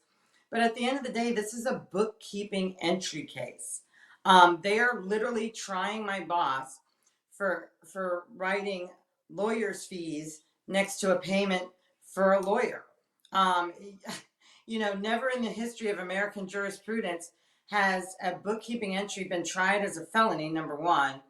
Also, never has a state actually changed the statute of limitation laws to bring a case of this nature. You might even remember this was originally called the zombie case because his predecessor, Bragg's predecessor, didn't want to touch it, Cy Vance. The Southern District of New York at the federal level didn't want to touch it. The FEC refused to prosecute this. And even though we stand by the fact that this bookkeeping entry is valid and legal and correct and accurate, at the end of the day, it's still, the fact remains that, the Trump was president of the United States already when this bookkeeping entry was made. Trump was never in charge of the books. He was never physically responsible for entering these entries. He was already living in Washington when this happened. To hold him responsible for something that obviously didn't even happen at his direction is just unprecedented. And also to hold him to a gag order as a former president is essentially limiting his political speech, and all of us should be scared of that. Absolutely. And, another person that's trying to limit President Trump's speech is Fani Willis, of course. And you may have seen over the weekend, Fani got Loomered. And Fani Willis was she was in Florida, right? She came to Trump country because we all know that Florida is Trump country. Yeah. And she decided to attend an event called the National Association of Black County Officials. I want to ask you a few questions about this. Obviously you worked with Ben Carson, and you worked in the Trump administration as well. And I never once saw black appointees of President Trump need to, have a separate organization for themselves, like the National Association of Black Trump administration officials, right? But it seems like Fani Willis and all these other, black elected officials or people that are allies of the Biden administration, they want to self-segregate, right? We fought so hard in this country for civil rights, for blacks and whites to have equal rights, and now it seems like a lot of these, the most outspoken black officials in this country are trying to take black people back to the age of Jim Crow. What do you think about the fact that there's actually an organization called the National Association of Black County Officials? I mean, do you think that this would ever fly if we had a National Association of White County Officials? Never. And, it's obviously a slap in the face to civil rights activists like Martin Luther King, who obviously dreamt that one day we would be judged by the content of our character, not the color of our skin. He'd be rolling over in his grave over DEI, which, as we all know, means didn't earn it. But today, exactly. As somebody who grew up in suburban Connecticut, the daughter of a doctor and a professor who basically went to boarding school, prep schools, college, Ivy, for me to say I'm oppressed is laughable, and I know what it's like to walk the halls of some of these schools and be made to feel like you didn't earn it or that you don't belong there. That's not something I would ever wish on anybody. It's a horrible feeling. President Trump has made it a point to put Americans first. That includes Black Americans, that includes white Americans, Asian Americans. We are putting America first because the Democrat Party is putting illegals first. They're putting Ukraine first. They're putting all this foreign funding first. They're obviously trying to manipulate the system so that they can let in 11 million illegals, and those are the ones they admitted, so that they can create these, obviously, congressional districts in these sanctuary cities and just take control of Washington. I mean, that's obviously their end game. And the American people aren't standing for it. They realize now that obviously this is, their goal. President Biden reversed over 93 executive orders in the first 100 days of office. If you want safe borders, if you want a strong economy, if you want school choice, if you want, obviously, our veterans taken care of, if you want safe neighborhoods, vote for Donald J. Trump. And that goes for any color, any creed, any religion. Yeah, absolutely. And, you said that DEI stands for didn't earn it. It's really funny. We said that today, too, because you worked. Yeah, you worked at HUD, and you also worked in the Trump administration. And now we've seen that the Biden administration has decided to make the hiring practices based off of DEI. And Loomer Unleashed today, we actually caught up with Pete Buttigieg, and we caught up with Lloyd Austin. I'll go ahead and play these clips for you. And we asked them about DEI, their DEI policies at the Department of Transportation and at the Department of Defense, and whether or not it's making Americans unsafe. And so I'm going to play these clips for you, and then I want to get your take on somebody who actually did work in White House, did work in the Trump administration, and whether you think DEI is making Americans unsafe. Let's go ahead and play this clip. Secretary Buttigieg, is the Transportation Department's DEI policy putting American safety in danger? You want to comment on the Baltimore Bridge collapse, Secretary? Secretary Austin, is the DOD's DEI policy putting American safety at risk? Do you care to comment, Mr. Secretary? They don't want to answer. I love your team. Your team is awesome, Laura. Thank you. Keep it going. I appreciate that. But no, I mean, we do see that the military has become woke. Even Secretary of Defense Lloyd Austin even blamed his own absence because of prostate cancer on being black. Instead of taking accountability during his press conference, I don't know if you watched it, he used his own racial background as an excuse for why he didn't alert Joe Biden and alert the Department of Defense that he was not going to be available at a time when we were on the verge of war with Iran.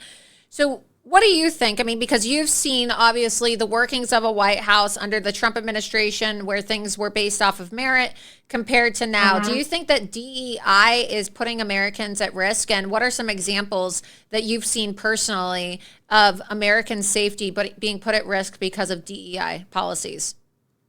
Well, absolutely. When you're hiring people based on the color of their skin instead of their skill set or experience, that's automatically going to generate, unsafe conditions, not just in the government, but in your everyday life, whether it's, as we've seen, a pilot, a doctor. These professions should be hired based on skill and ability, not obviously, who you were born to or what you look like. And it's scary when you think about what's happened to our military and the fact that, there are people out there in charge of some very serious equipment, some very serious decisions who obviously might not have earned that position and are there because of the color of their skin. Obviously, sorry, my cat is jumping up on me. Both of those people who you just ambushed and interviewed are probably cases of that very thing. I don't know if they would be in those positions if it weren't for the fact that one of them is black and one of them is gay. And that's a very scary thing because what have they actually done to safeguard this country? What have they done to improve transportation? What have they done to improve the military? Nothing. And if anything, our military is weak. We are compromised. Our enemies smell weakness. That's why you're seeing the chaos and disruption that is reigning across this world in Ukraine and Israel, in the Middle East and Taiwan, because they smell incompetence. And they know that this president can't even walk up a set of stairs. They know that he's hired people and put people in positions of authority who aren't capable of doing the job and protecting this country. So I would say that's the greatest threat. So how does President Trump plan on addressing DEI? Because I know you're one of his senior advisors, and we have this Agenda 47 plan that was just, highlighted in Time magazine today. What does President Trump plan on doing to address DEI in the federal government? Well, I think the first thing we would do is say that anybody who accepts, any institution that accepts federal money, whether it's a school, whether it's a nonprofit, whether it's a federal agency, cannot institute DEI policies anymore. In fact, we did something similar already in the federal government when he was in office. We eliminated a lot of that training that was mandatory under the Obama administration in the federal government when it came to diversity, sort of training and installing in the federal government. So those requirements were removed under President Trump. I would expect him to institute the same thing in honor of, again, King's dream and vision. This is not at all what he wanted. His family actually backs that. I've talked to them about it. But that would be the first thing, is eliminating federal money to any schools, companies, or charities that enacted this kind of hiring practices of DEI. Wonderful. I want to go ahead and Yeah. play some of these clips for you from this NABCO conference where Fannie Willis was speaking, because we see hypocrisy too, even in DEI now being used as a weapon against President Trump in his own trials, right? And we see that Right. Fannie Willis, of course, has been empowered. There's a racial element to this because, of course, she's the district attorney in Atlanta, which happens to be a very, heavily black populated Yeah. area. Yeah. And, Fannie Willis sees herself as an icon now within the black liberal community as a black woman who don't need no man, according to her, because she says a man is not a plan, right? But, she has this this vibe. She's an independent black woman that wants to put Donald Trump, right? A powerful white billionaire man in jail, right? That's her whole gimmick. Yeah. We saw the same thing with Letitia James. An independent black woman, by the way, who basically was a 3 a.m. booty call, as we all saw from the... With married men. Yeah. With married men, exactly. Yeah, she's a disgrace to black women. She's a disgrace to black women, which is why a lot of black women spoke out against her. But I was able to infiltrate her event the other night and get inside where she was speaking. And, while she was talking about, they asked her how she feels as a black woman being a DA and prosecuting other black offenders. And she said that her office created an indictment diversion clinic for first-time nonviolent offenders. And so my question is, why is she pushing for Donald Trump to be locked up for 75 years? Why? Yeah, when he qualifies for that program, I guess. Right. Doesn't Donald Trump qualify for this diversion program? I want to go ahead and play the clip and then get your take on it, because, I personally think that, this proves that she clearly just wants to get Trump, because if she truly does have compassion for people that are first-time offenders, Donald Trump isn't even an offender. All he did was said the election was stolen. Then doesn't Donald Trump qualify, or is he not qualified because he's not black? Go ahead and play the clip. Let me ask you this question. So what fuels you? What gives you the energy each and every day, knowing that there's a stumbling block there, a stumbling block here? But what fuels you to continuously get up day in and day out to be the DA, to do things that others challenge your intellectual capacity and ability to do? What is it that moves you? It's really people. You have to love the community that you serve. If you are doing it for self, this is not the right job. As an attorney, there's so many places you can make a lot more money. It could be about your own self-gratification. If you are going to serve as district attorney, it has to be for those people. In my community, in a lot of communities in Central, we didn't have things like a diversion program. And if we did have it, it was a pay-for-play type of thing. So people were making a lot of money, but they weren't really doing things to restore the community. So one of the first things I did was started a pre-indictment diversion program, because we all know that indictment is like a scarlet letter that people wear around for life. Even if you get from up under them charges, it does not matter, because by then you've already been scarred, your mama done emptied her bank account, sometimes she sold her house. And so what we do is make sure for those first-time offenders, or sometimes even second-time offenders, that we are giving them opportunity if they're nonviolent offenders. And so we have a very balanced approach. All of that is paid for by my office. We're giving them job training and everything. And my thought is, if I don't see them back in a courtroom and they haven't victimized anyone else in my community and they have turned their life around, then that is the best prosecution you can do. What do you think about that? I mean, it is quite hypocritical, right? Because I don't see how she can say that, she wants to have compassion and she doesn't want to ruin anybody's life. But isn't she pushing for a 75-year sentence for Donald Trump, right? Isn't that the whole thing? Isn't she trying to lock him up in one of the most dangerous prisons in the entire country, where men have been found dead people are dying from getting eaten alive by bed bugs and being stabbed by gangbangers. I mean, it really is one of the most violent and has some of the worst conditions out of any jail in the entire country. Even black prisoners, they had a guy that was literally eaten alive by bed bugs under Fannie Willis's watch. It's horrible. It's horrific. It's vile. And I love that she mentioned that, she does it for the people and not herself, because I think anybody paying attention has seen her, and the fact that, she went to the White House before she filed charges, the fact that they've colluded to basically take this president down with multiple lawfare, coming at him with all angles so that one of them stuck. It just goes to show that she is absolutely putting herself, no different than Letitia James, is putting herself ahead of the law, so that they can be the quote unquote heroes to these never Trumpers, to these deranged, syndrome folks, so that they can be the ones who prosecuted President Trump and brought him to quote unquote justice. This is not what the law is about. I've actually had liberal friends of mine who are lawyers call me up and they've said, we don't like your boss, Lynn, but what they've done to, manipulate the law and open the floodgates is extremely dangerous. When they've, adjusted legal statutes to fit the crime, quote unquote, that they've created, as opposed to the other way around, that's when, it's a slap in the face to anybody who's a lawyer. It's a slap in the face to anybody who's a black woman.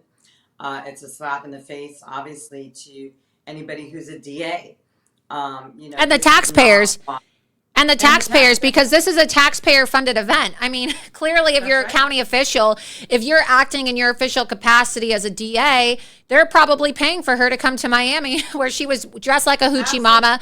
I don't know if you saw the Daily Mail report today, but Fannie ended up showing her fanny. She showed up because I actually confronted her as she was leaving. She was leaving the hotel. We have those clips, so I'm going to play them for you.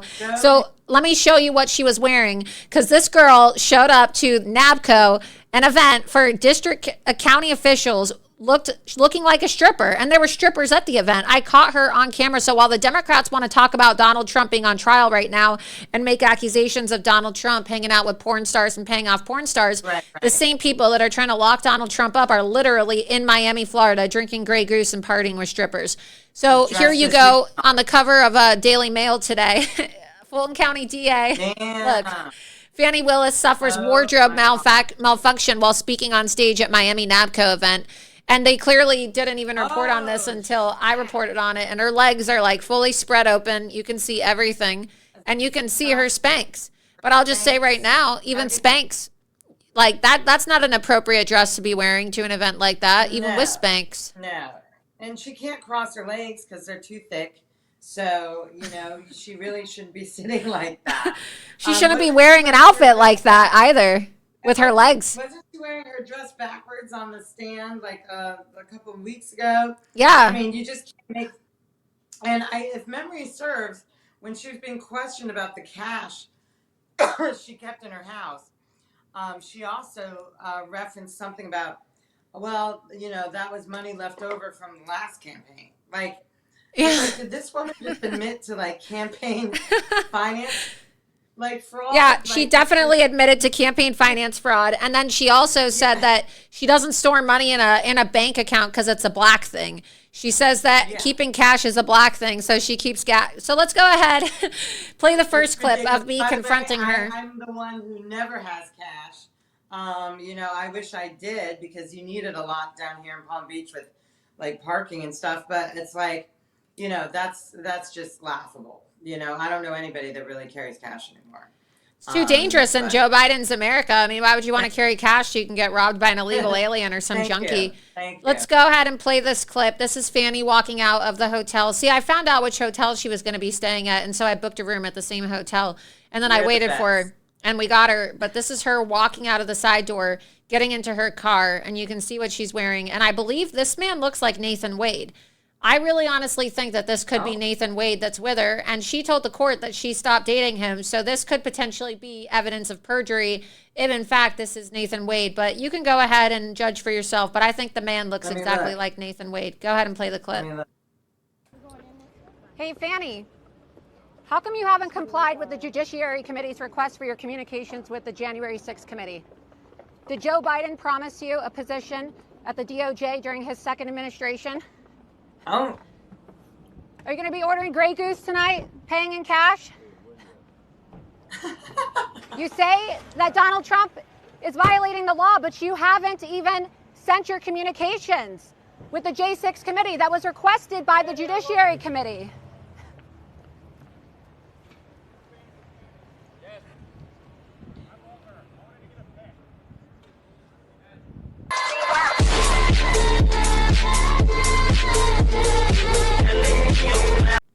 And then here's the second clip. Great. Oh, thank you. What'd you say? That is definitely Nate. That almost definitely looks like him. Yeah, it definitely looks like him, right? Let's go ahead and play this one too, because I think this is also Nathan Wade as well. Let's go. This is when she was on stage where she had her wardrobe malfunction. I got her while she was still on stage. I confronted her about persecuting Trump. Go ahead and play the clip. Danny, why are you trying to persecute Donald Trump? As we close out NARCO section at this time, let me thank our sponsors, Greater Miami Convention and Visitors Bureau, why are you weaponizing our justice system against President Trump, Fanny? Miami-Dade County. Fanny, why are you weaponizing our justice system against Donald Trump? A special shout out to Hip Rockstar, Social Exchange, PDP, TK Production, and District 9 Team McGee. Thank y'all. That's the NARCO section at this time. This is what you have at a Fannie Willis event. Strippers. Jeez. What strippers? Who is that?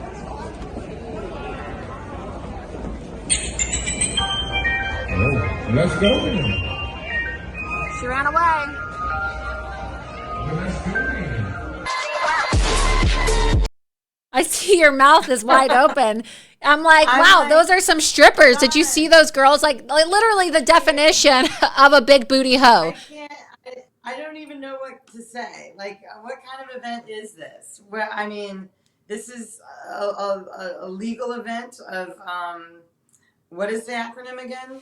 National Association of Black County Officials. And it's also really insulting to black people because what are you trying to say? That you can't have a black networking event without strippers, alcohol, and fried chicken. They were literally serving fried chicken at this event.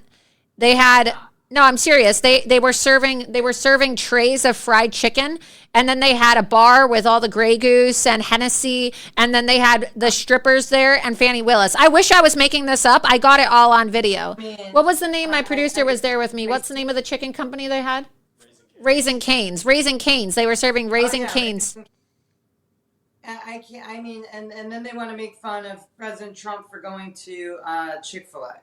You know, you just honestly, the dichotomy is just outrageous, and I can't believe. As a black person, I'm insulted.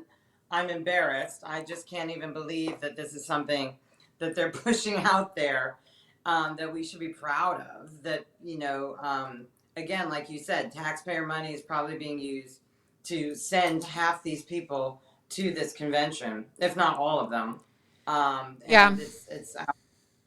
then we have an exclusive report up on Loomer.com as well. Wanted to get your take on this because, you know, the media just doesn't want to talk about this, Lynn. You know, we talk about how these are Biden trials. We call them Biden trials because they're being directed by Joe Biden, and there's direct collusion taking place. And right now, what we're seeing take place, Lynn, is open collusion with Joe Biden and his administration officials. One of the other attendees there, exclusive Fannie Willis Networks, and I say networks in all quotes because I don't really think eating fried chicken with strippers is networking, but okay, with top Biden bundler and Biden appointee Neeland Youngblood during her taxpayer-funded trip to Black County Official Conference in Miami. So Neeland Youngblood was appointed to Joe Biden's Intelligence Advisory Committee. And he is one of the top bundlers and donors to Joe Biden. Just last month, he was one of several investors and a group of lawyers in Houston, Texas, who had a $6 million fundraiser for Joe Biden. And so how can they say that Fani Willis isn't directly colluding with the Biden administration when she's at this conference with one of Joe Biden's appointees and bundlers? Well, of course she is. And shamelessly also visited the White House, as I mentioned earlier. Not only that, but Colangelo, who gave the opening statement, is Biden's number 3 at the DOJ, or was, also spearheaded, the investigation launched by Letitia James, gave the opening statement at the quote-unquote hush money trial last week. And, all of this is being colluded and coordinated by the Biden administration. They're not even hiding. Did you, and speaking of Colangelo and coordination, did you know that Fani Willis, Kamala Harris, and also Letitia James all went to Howard University? And at this event where Youngblood and Fani were at, Fani Willis was talking about how black people shouldn't send their kids to school with white students and that they should only send their kids to historically black colleges, including Howard. So you have all these women who all just happen to be from the same alma mater. And then you have Colangelo's wife, Alvin Bragg, and then his wife, Jamila, who is on the head of one of the board of directors of Harlem Stage, which is funded by George Soros, and his son, Jonathan. Jonathan Soros also went to Harvard. So Alvin Bragg's wife, Jonathan Soros, Colangelo, and Colangelo's wife all went to Harvard at the exact same time.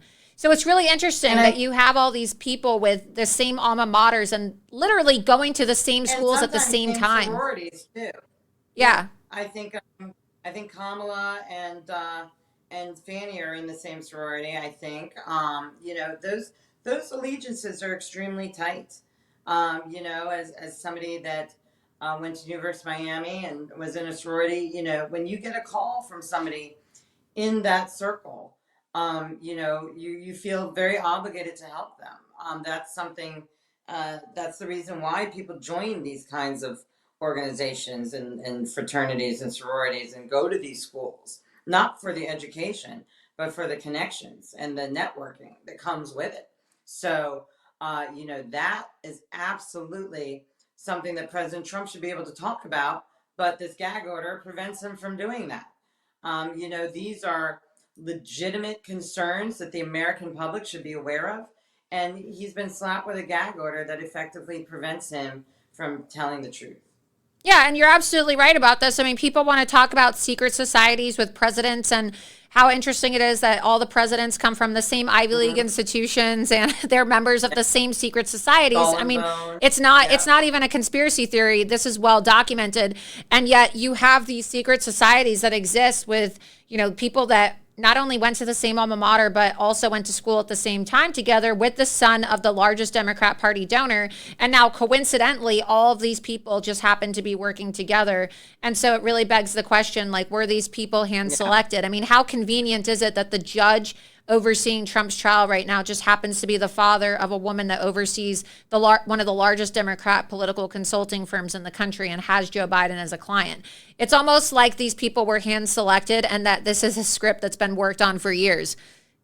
Yeah. And by the way, shame on us, because as Republicans, we don't do this. We recuse ourselves from cases like Jeff Sessions did with Russia collusion. They're shocked that the judge in Miami hasn't recused herself yet. The Trump appointee, Judge Cannon. It's because they know that this is what the Republicans typically do. We don't fight.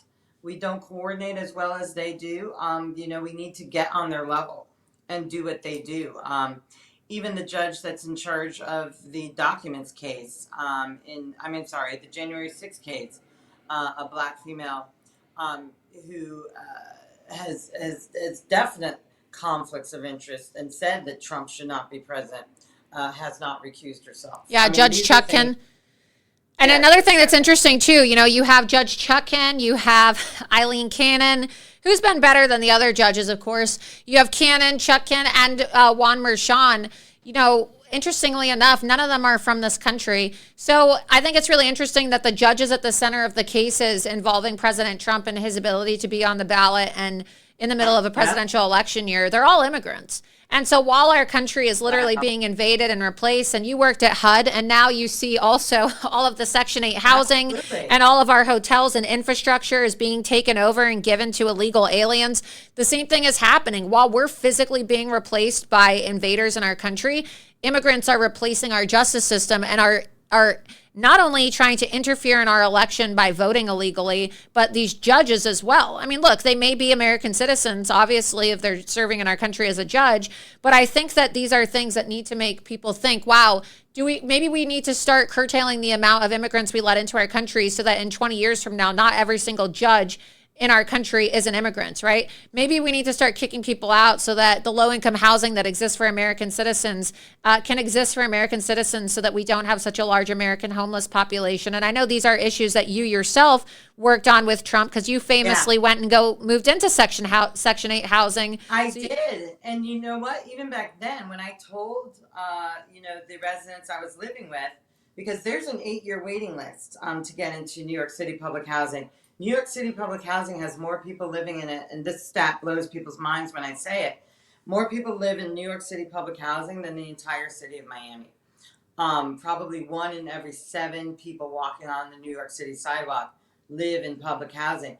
But when I told the residents that HUD was not even allowed to ask what your citizenship status was on applications for assisted living or for affordable housing, or for transitional housing or public housing, it blew their minds. They were like, what do you mean? And to his credit, Secretary Carson actually did the math, and we estimated if we were to remove all of the illegal immigrants on the waiting list for New York City public housing, it would go from 8 years probably down to 1.5, if not 2 years. Yeah.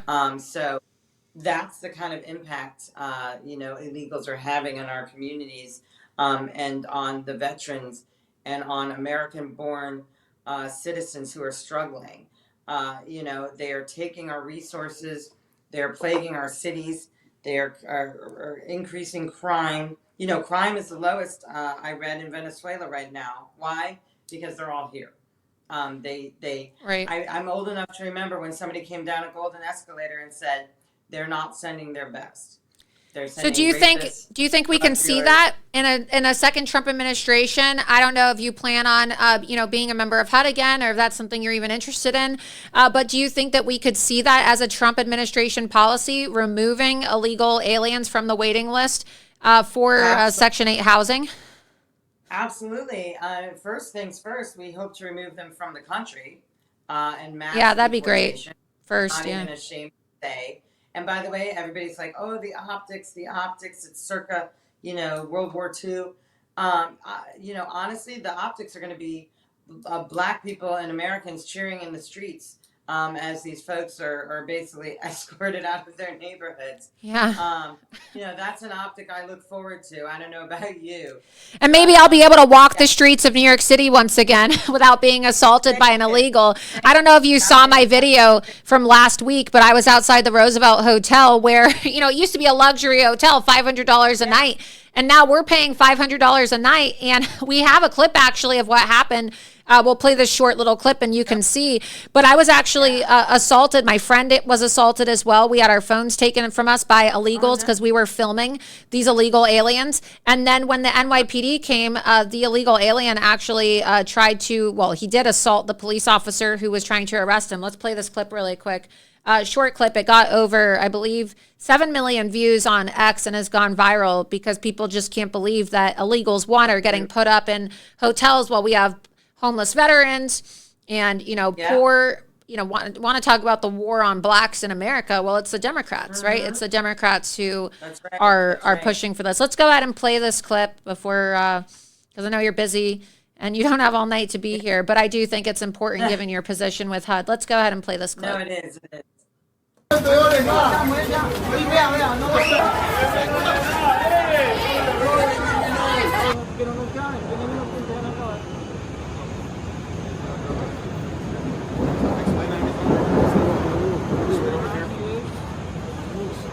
the homie that's going to be under arrest and grabbing the phone, or he's detained right now? Just tell me. Unbelievable.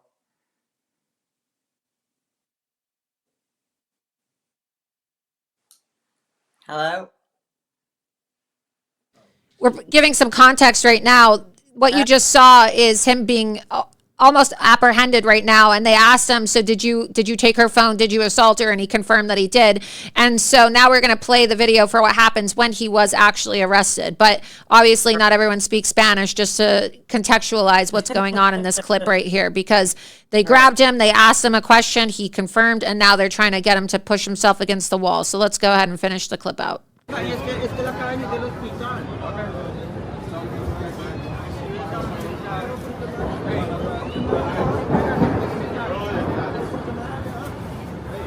Deja que te lleven, deja que te lleven. Tranquilo, tranquilo.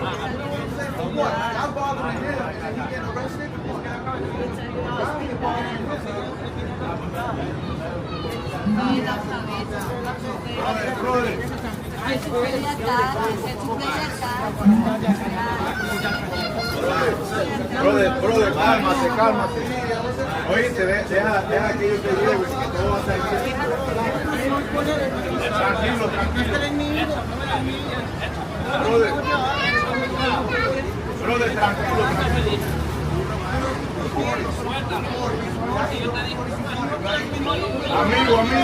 Amigo, déjalo ir, tranquilo, bro. Oye, brother, quédate tranquilo. Oye, brother.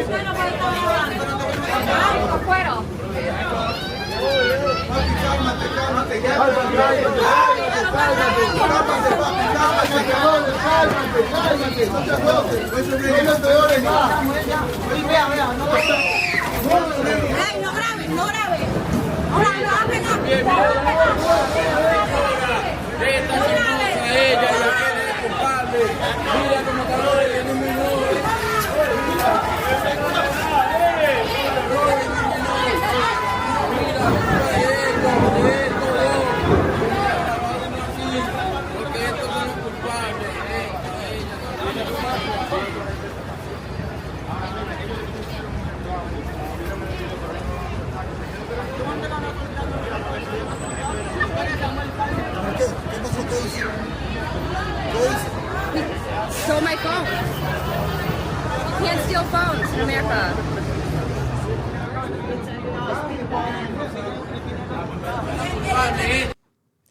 So as you can see, I mean, it took 4 officers and then he assaulted the cops, but that's what's happening in America. And just like you said, HUD wasn't able to legally ask the illegals what their citizenship status is if they want housing. The police officers, when we called them, they said, well, how do you know he's an illegal? I'm like, because he's waiting in line for the migrant processing center and the only people they're letting in are illegal aliens.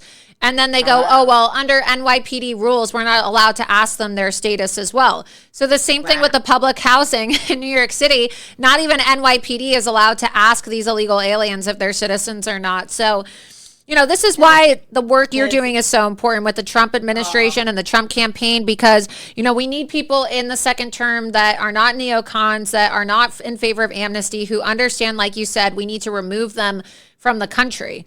Right. And so I have hope that people like you know, are going to fill the second Trump administration, as opposed to a lot of the rhinos that we saw in the first term, because you saw people that said, no, don't call them animals.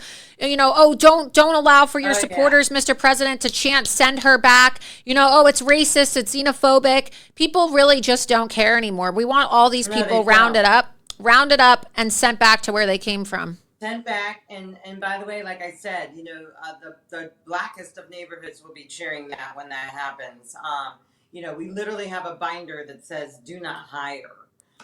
You know, for the second administration.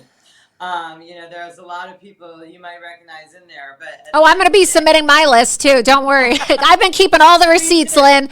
I've got all the receipts. I've got the receipts, baby. I've got people said that I was over the top when I said there's binders of receipts, and you just confirmed it too. Like, literally, I don't think these rhinos and these Trump haters and these never Trumper opportunists that just wasted over $500 million in this stupid ass primary against Donald Trump, They don't understand. There literally is a binder of receipts. So thank you for confirming this. Oh, yes. yeah. Fool us once is how we say it, we definitely need to make sure this president is surrounded by people who actually care, who want to push forward his mission, who actually want to see him succeed and not themselves, who aren't trying to grift off everything, and make masks and all kinds of T-shirts and stuff. We need people who are actually there to get the job done, to save this country, to bring it back to its former glory that it was under President Trump. I'd be honored to be back at HUD. I'd be honored to be in the West Wing. I'd be honored to be wherever this man actually thinks I belong and where I'm best suited, because it's not about me at the end of the day. It's about using the people where they are best suited to serve him, and serve the people of this country. And I strongly believe that, by getting most of us who were there the first time around, who were loyal to this president or were loyal to this country, is the first step. Because, we don't have to reinvent the wheel. We can hit the ground running, and we can start by, reversing all of the horrible policies that the Biden administration has put into place. Absolutely. Any last words, Lynn? Anything that we can look forward to? I know that, with 7 months left, President Trump, unfortunately, has to spend the next 2 months in a New York City courtroom, but he's making the best of it. He's waking up early. He's campaigning on the streets of New York despite having to go to court. What can we expect to see in these next few weeks? What's the campaign strategy to get President Trump in front of voters, since he's going to have to be in a courtroom in New York City 5 days out of the week for the next 2 months? Well, go to donaldjtrump.com, because we're obviously going to be in Wisconsin and Michigan tomorrow campaigning. There's still tickets available. He'll be in New Jersey at Wildwood Boardwalk Beach on Saturday. There are tickets still available for that. We're taking advantage of the fact that he's in New York City, obviously a city that is near and dear to his heart, even though it's gone to hell in a handbasket. But he transformed the skyline there.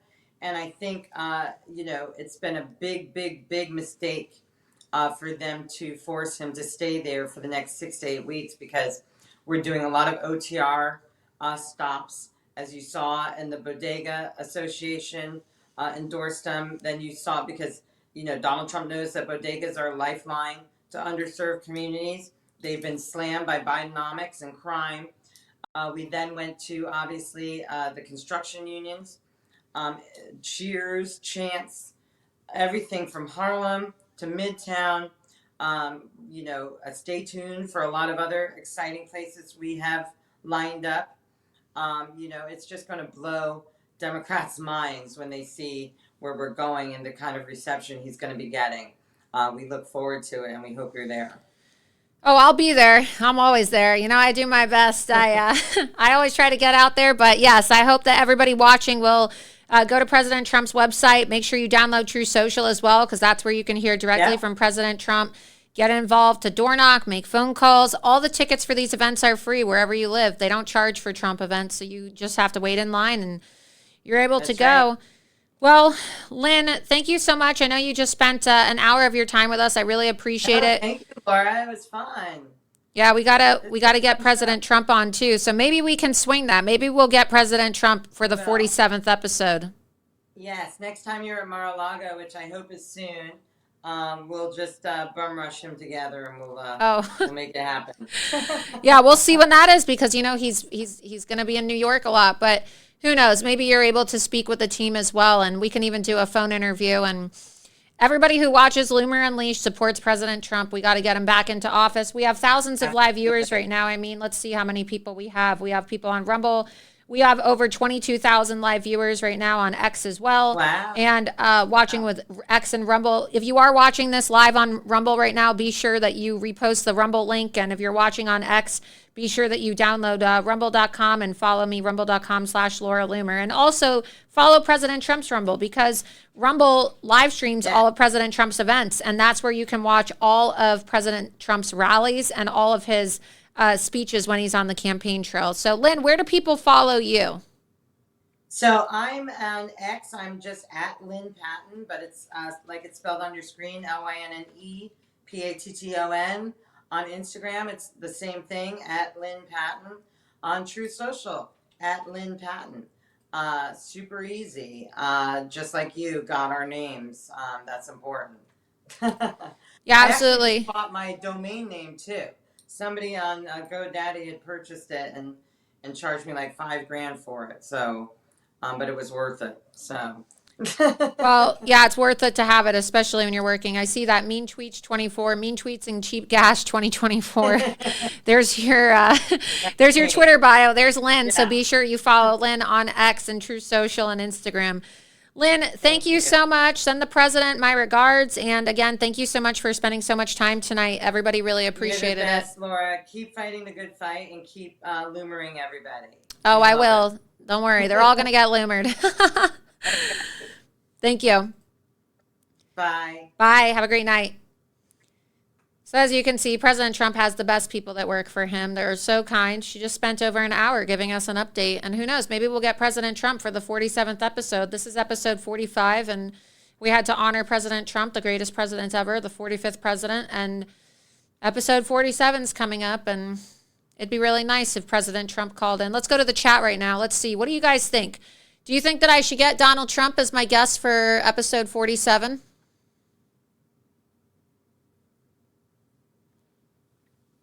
Let's see what people were saying in the comments. Oh, we got some super chats. Let's see what the super chats say. Kimmy B, thanks for a great show, Laura. Thank you. Appreciate that. $20 super chat. MAGA. Yep, absolutely. We are live on Rumble right now, so be sure that if you're watching on X, I want you to go to rumble.com/Laura Loomer and follow me if you have a Rumble account. And if you don't have a Rumble account, download it. It's free. And also you can click the Get Loomered button, and that's where you can subscribe to me on Locals. Loomer.locals.com is my Locals page, and that's where you can sign up for $7 a month or $70 per year and support what I'm doing. And you can also support, of course, by supporting our sponsors. GenUcell.com/Loomer. GenUcell is having that amazing Mother's Day special, so be sure that you check out GenUcell. Mother's Day is coming up in a few days from now, so you're going to want to make sure that you get Mom your nice present. Some flowers, some GenUcell, and get her all those goodies. And why not get her a gift and also support your favorite content creator and free speech by getting her skincare and using code Loomer at checkout. So GenUcell.com/Loomer.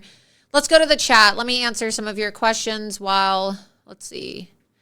Press 1 in the chat if you think that Donald Trump should be the 47th guest on Loomer Unleashed. So that's going to be 2 episodes from now. Press 1. I think that would be great. I think that would be really great if we could get Donald Trump as the 47th guest.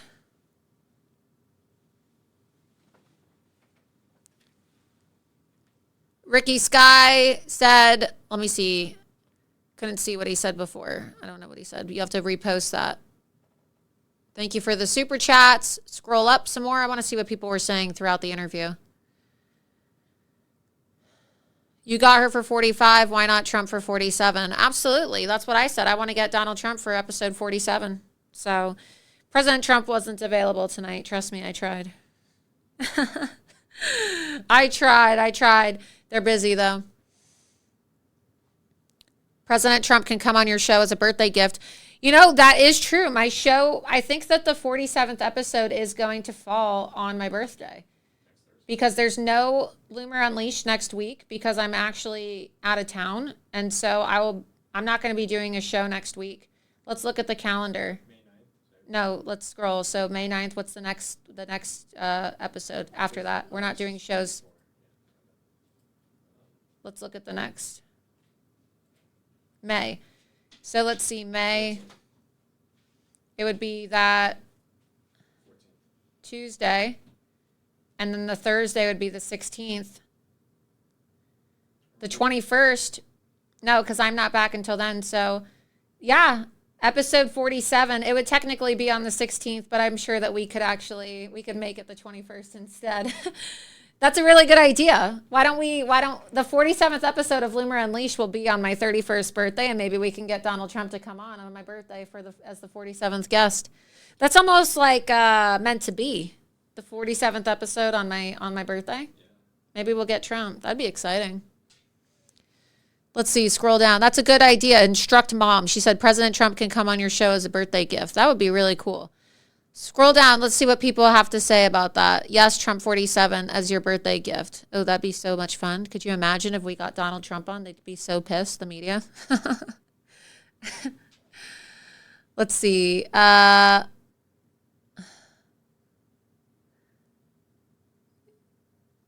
see. Scroll up. Everybody wants to have Trump on. Dr. Carson. Yeah, let's see. We'll get Dr. Ben Carson on as a guest, too. That'd be great. Let's see. Scroll up some more.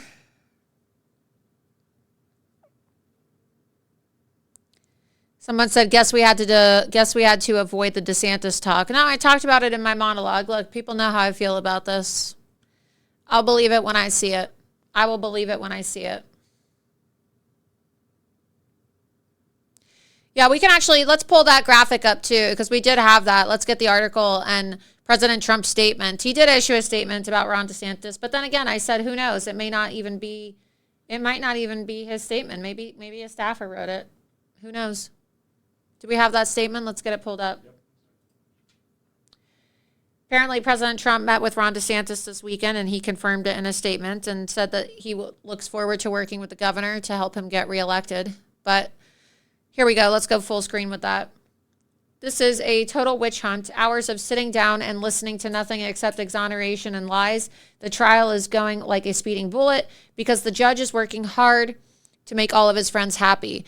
Merchan is rigged, crooked, and above all, and without question, conflicted. It's a disgrace to our country. They've taken away my right to free speech, election interference. Yeah, it's absolutely 100% election interference.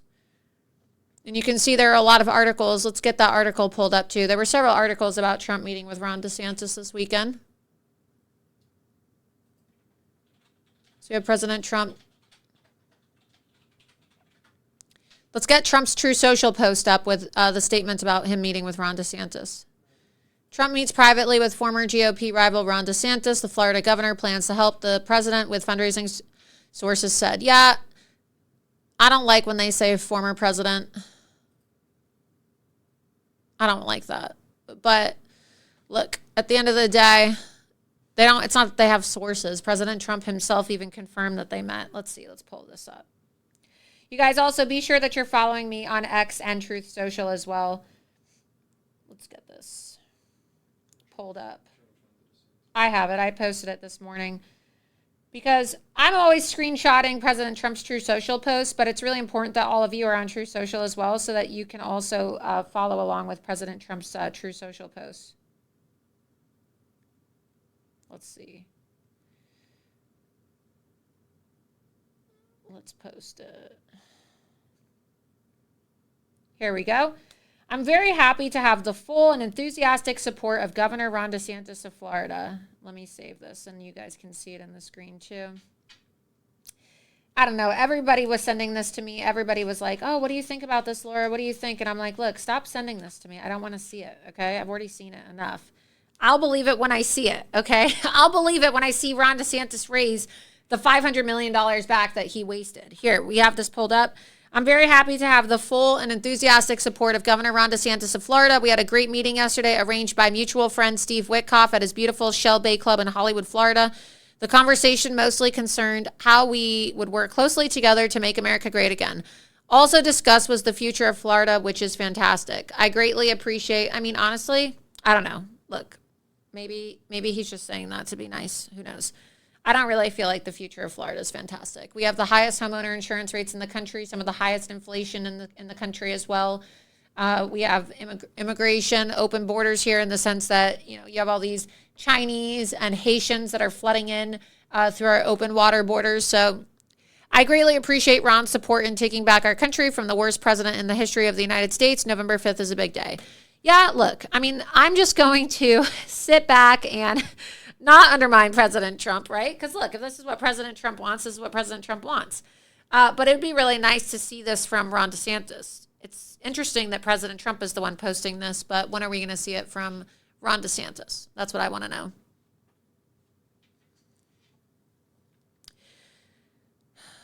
Additionally, you know, Mother's Day coming up. I also want to take a moment to thank the second sponsor of tonight's episode of Loomer Unleashed. And of course, that is 1775 Coffee. 1775 Coffee is also having a Mother's Day special as well. And this is how you can support Loomer Unleashed if you, you want to support my work and you want to support Rumble, a free speech platform.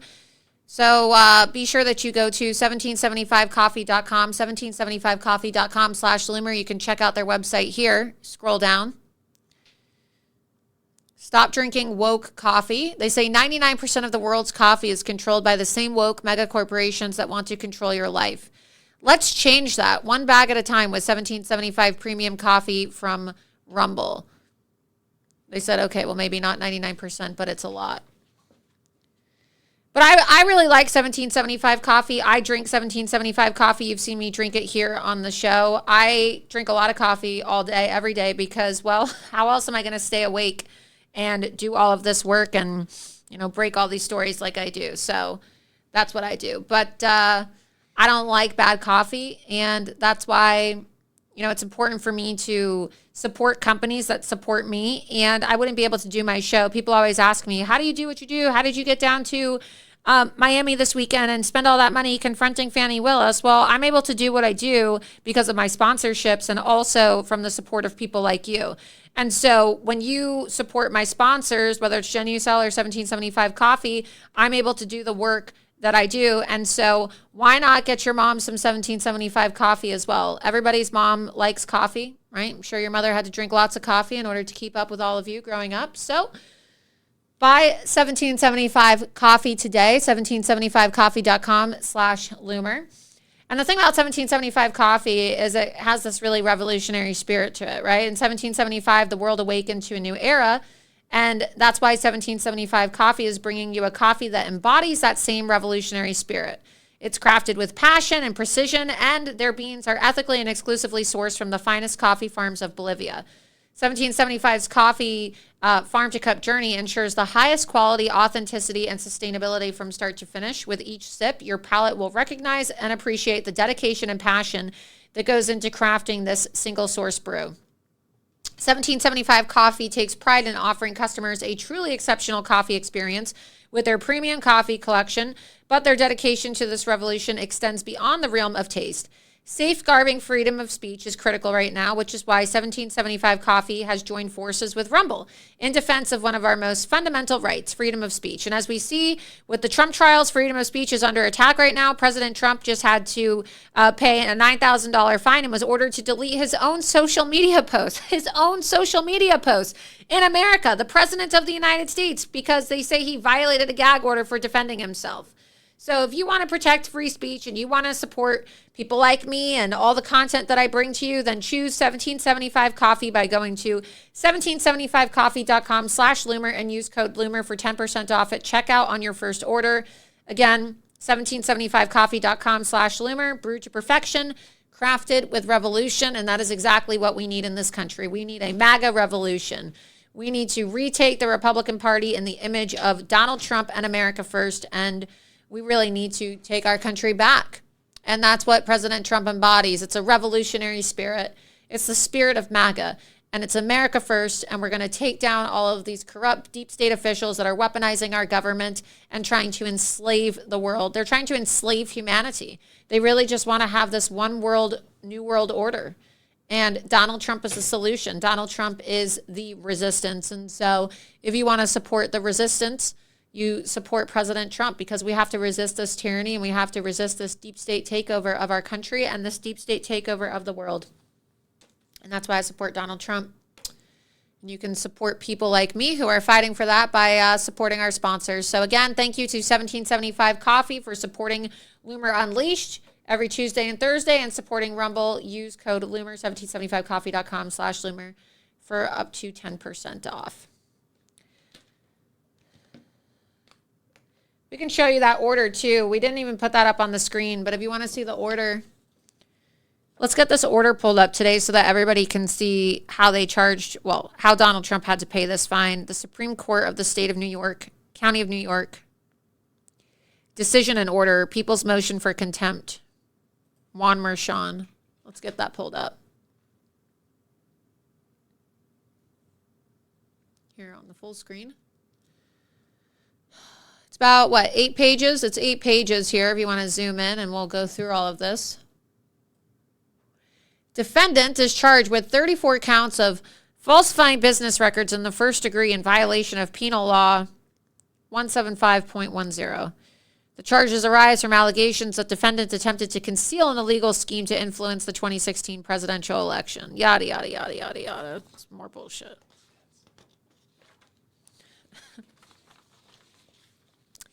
Page 3. The people claim that the defendant has violated the expanded order 10 times. The alleged violations were introduced into evidence at the hearing of people 1 through 10 as follows. And then they have exhibits 1 through 10, all the different social media posts. I, of course, took screenshots of that and posted that. Some of those True Social posts were posts of my articles, actually, and my posts, reposts of my posts criticizing Lauren Merchan. So it's Loomer time. The 10 posts consist of posts made by the defendant, a repost of material previously posted by another source. They're talking about me. They don't even want to say my name. Let's get another Loomer time. It's Loomer time. Yeah, previously posted by another source on another website or social media account, which also contains defendant's words. Yep, they're talking about me. And repost of material previously posted by another source on another website or social media account, which do not contain commentary by the defendant. Probably the video of me outside the courthouse with Andrew Giuliani where we're talking about Michael Cohen.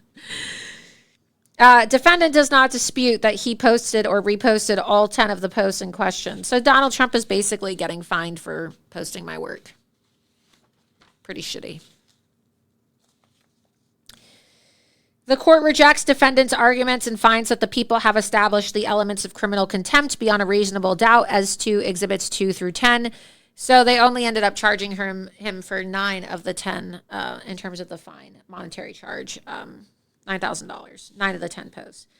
This court's expanded order is lawful and unambiguous. Defendant violated the order by making social media posts about known witnesses pertaining to their participation in this criminal proceeding and by making public statements about jurors in this criminal proceeding. Scroll through. Let's go to the last page 7. Punishment and order. So go to page 7 of the document. Criminal contempt is punishable by a fine not exceeding $1,000, by jail not exceeding 30 days, or by both in the discretion of the court for each violation of a court order.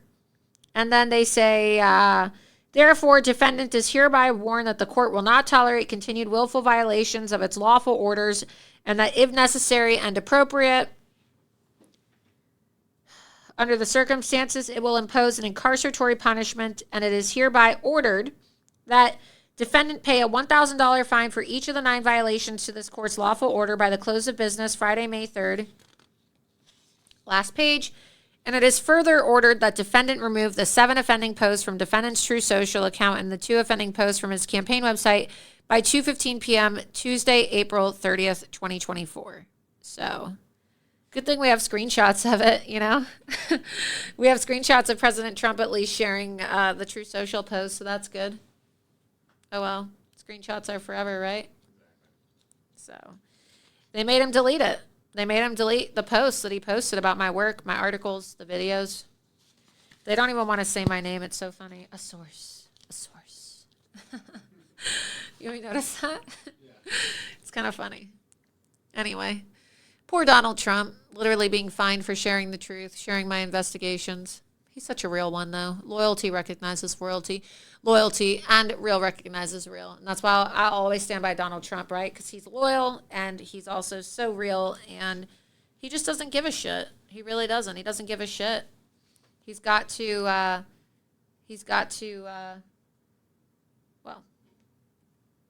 I would love to see them throw Trump in jail just so that he could raise $100 million overnight. But I guess now President Trump is being allowed to go to Barron's graduation. So I think the judge probably realized like how awful that looked for him to say that he couldn't go to Barron Trump's graduation. Because he's malicious. He's a malicious man, this Juan Merchan. He's very malicious. Let's go down in the chat. I want to see what some people are saying about this order, decision and order by Judge Juan Merchan. Bunch of cowards. He's fined $1,000 for each one. Scroll up. Let's see. Laura, you do such good work that it has to be reposted. Yeah, you're right. They don't even want to say my name, though. They hate me.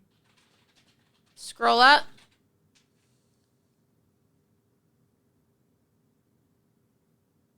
Someone said, who's your 46th guest? And I was meaning Lynn, conversation about Ron DeSantis, but like you said, business professional. Yeah. Someone said, Loomer, you got Trump in trouble. I didn't get Trump in trouble. He has a right to defend himself.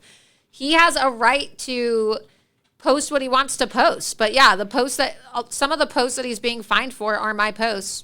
Those are some of the posts that they say he was in contempt of court over, especially the day that I was out there on day one of the trial when he reposted the video of me and Andrew Giuliani. That's the one that really pissed him off because, we were talking about Michael Cohen and his lawyer, Andrew Lawfer. So yeah, some of the posts that President Trump was fined over today are my posts. Maybe I should pay his fine. I wonder if I could help pay his fine by May 3rd. Maybe I should do that for the sake of free speech. Maybe I should go pay Donald Trump's fines. What do you think, Cannon? I think that would be a gesture he would appreciate a lot. You think so? Probably, yeah. I would if I were him. Yeah, maybe I should. I wonder if I could do that. Do you think am I allowed to do that? You could happen to make a donation to him in the same amount. I don't know. I don't know the law I don't around think that. your mic's on. I think it is. I don't hear you. I'm seeing it coming through. Oh, good. Press 1 if you can hear Cannon. What do you guys think? Maybe I should look into that. Maybe I should try to help President Trump. Somebody said, no, Laura, Trump has billions of dollars. I mean, it's not like I'm rich. I don't have a lot of money, but I certainly don't want Donald Trump to. Someone said, no, Laura, he has more money than you do. I know. But it's about free speech. It's the gesture. Maybe I should. Maybe I should help pay President Trump's fines. Sad that he has to be fined for simply sharing my report. Just sharing my report and sharing the truth.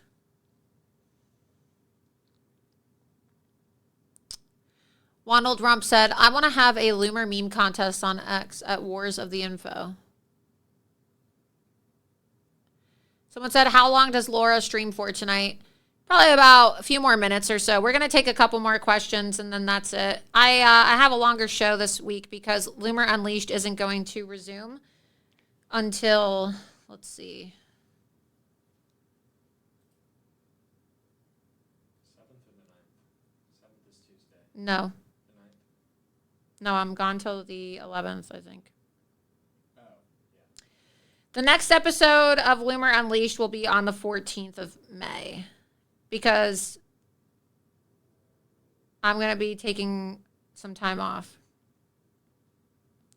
I think I'm a bit physically exhausted. And so I'm forcing myself to take some time off because I have been going nonstop and I don't take breaks. I didn't take a break during the holidays when everyone who does shows on Rumble took breaks, and I worked nonstop, and I really think I just need to take a few days. And so there's no Loomer Unleashed this Thursday, and there's no Loomer Unleashed next week. Loomer Unleashed will resume when I'm back from my break. And so I need to get my strength back because I've been going 1,000,000 miles per hour, and I'm a little burnt out, to be totally honest. And so I need to get my voice back. I need to get my strength back. Feeling a little bit under the weather these last few days, and I really don't ever take breaks. So sorry that you guys will be a week without Loomer Unleashed, but I'll still be available. I'll be posting my reports, and I'm not just going dark for an entire week, but I need to take a few days off for my own well-being. It's a bit exhausting. I mean, traveling nonstop and doing everything, going to Panama for a month and a half, getting norovirus, coming back, going straight to New York, and it's a lot. So I will definitely be looking forward to resuming Loomer Unleashed after next week. But that's why I'll have at least a week and a half to plan for episode 46 and episode 47. And who knows, maybe President Trump will come on as episode 47's guest. That would be really exciting. But yeah, if you don't see Loomer Unleashed next week, that's why.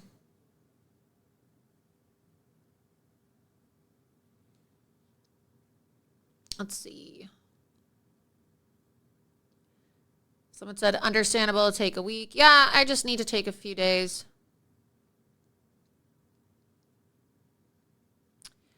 But I'll still be available online. Let's see.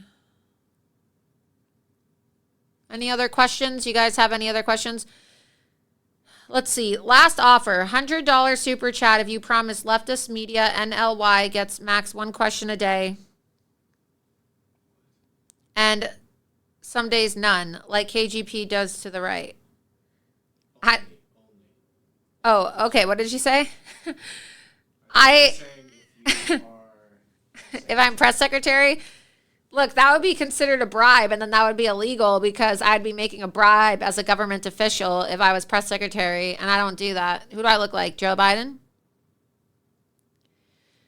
Man FM11 said, for $10, I don't know what this will buy. Maybe a tip. It'll buy me a nice cup of coffee. I'll buy a coffee. Have a coffee with my dogs. Relax. Laura, you are one courageous lady and journalist I've ever known. Others don't even have breaking news and do a re-news out of your reporting. Thank you. I appreciate that. Yeah, someone, let's see, Minuteman45 said, when you go the extra mile for work, you definitely deserve somewhat of a break and a vacation.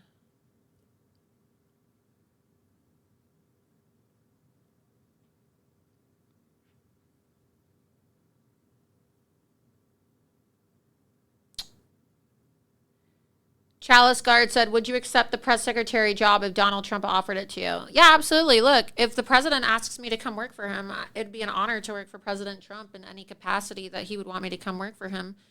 I mean, what do? You say no? If the president of the United States asks you to do something, you do it. You don't say no. You just do it. Oh, someone said, is the stray dog safe? Yeah, absolutely. So today we have the video. I found a stray dog. I was going outside for a walk. I woke up this morning, and I like going for walks in the morning because, you know, it just helps you get energized and you get your vitamin D and, you know, you get your steps in. Well, I do my conference calls while I do my steps. Otherwise, I'll never get to the gym or never work out. And so I walk outside, and it's really warm outside. And then all of a sudden, I see this little thing that looks like a bunny rabbit hopping across the road. And I'm like, oh my God, that's not a bunny. That's like a little poodle mix or some kind of a, I don't know, some kind of a poodle.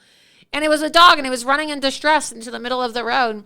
And he just looked like he was, you know, running around, didn't really know where he was going, and he didn't have a collar or a leash. And so I had to chase it around, and the dog tried to bite me and wouldn't let me put a collar on him. And then I finally got the dog to calm down a bit, and I took him inside my place and gave her some food and water and, you know, just rested with her. But I ended up calling animal control because this dog looks abused. I mean, she was pretty scared and looks like she's in bad condition. But I called animal control, and they were able to come pick the dog up. And, you know, now the dog is with animal control at the Humane Society. But I love stray dogs. I've never met a stray dog that I've never stopped to help. I wish I had an animal rescue. I mean, honestly, if I had millions of dollars or if I was independently wealthy, I would probably buy some property and like a ranch, you know. I would love to have a ranch, and I would love to have my own little animal sanctuary and take care of dogs, and it would be a no-kill shelter. And I would love to have some type of an animal rescue. That'd be really nice. Be able to take care of animals all day and give people animals and give animals a home. And animals are just very calm and peaceful, and unlike humans, are actually loyal. But that's what I would love. So apparently the dog has a chip, and they hold the dog for 10 days to allow for the owners to come claim them if they do have a chip. And I don't know, maybe I'll adopt the dog. Like if the dog doesn't have an owner in 10 days, if they don't find the owner after contacting them with the chip, I was thinking maybe I could give the dog a home or foster the dog because the dog's really cute and he's elderly. And a lot of people are not going to want to adopt an older dog. And then the dogs get put down. So do we have the video? We can go ahead and play the video with sound. Let's go ahead and play the video. So I was walking outside and I see this dog running down the street in distress. This poor little baby. And she was shaking and looked terrified, and she's still shaking. You see that? Doesn't have any collar on her, but she's so scared and wouldn't even let me put a leash on her for like 20 minutes. So we got her out of the road so she doesn't get hit by a car. Come here. Come here. You're so sweet. Trying to get her to drink some water. She's just so sad though. Such a sweet, pretty dog and so scared. Oh.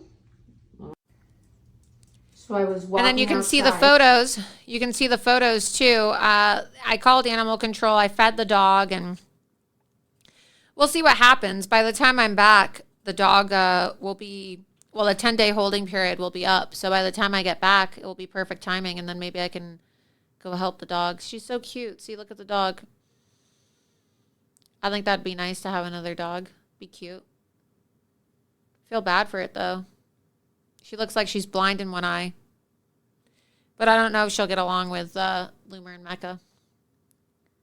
But there's the dog in the back of the animal control van.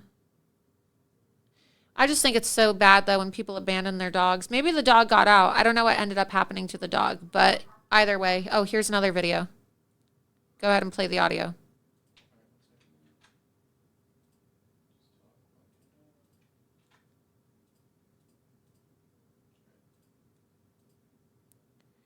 Let's go ahead and play this one. Good news, the dog has an appetite. Do you like that? Yeah, it's good, isn't it? So I always keep extra cans of the GI-friendly food. It's like a specialized food that they give dogs in animal hospitals in case I ever find stray animals. Because I've seen stray dogs running around here before, and I always try to stop and give them some food or help them, or I call animal control. This dog looks like it was starving though. Did you like that food? Are you gonna calm down and stop shaking? Poor thing. I hope he doesn't have like a broken leg, limping.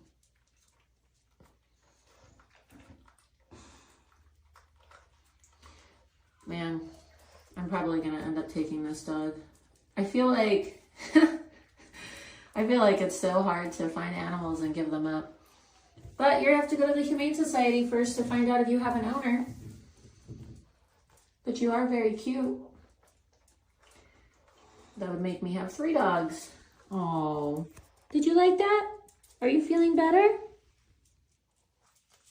Oh, you're so sweet. She wouldn't even let me touch her earlier. Did you like your food? How was it? Oh, you're so sweet.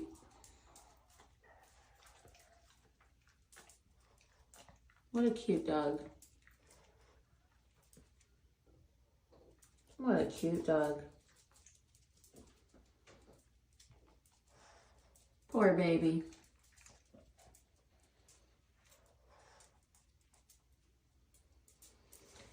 I mean, it definitely looks like it's had a home before. Doesn't have mange. Isn't he cute? Oh, Ricky Sky, that's so nice of you. $100 super chat to fund stray dog expenses. I appreciate that. Thank you. Yeah, I mean, they told me today that I'd have to pay the adoption fee to get the dog, which I'm happy to do. But, you know, I dropped it off and they're going to get some medical attention for the dog and we'll see what happens. I mean, if I could foster the dog and then find the dog a home because I already have 2 dogs. Let's see. You got balls of steel, girl. Keep it up. From G. Nelson. Thank you for the super chat. Thank you, Ricky Sky, for the 100. Reno 85. Loomer, you should have come and hung out with Gavin and us at the event in the Villages. You missed a fun time. Well, sorry. Ended up having to go to a dinner.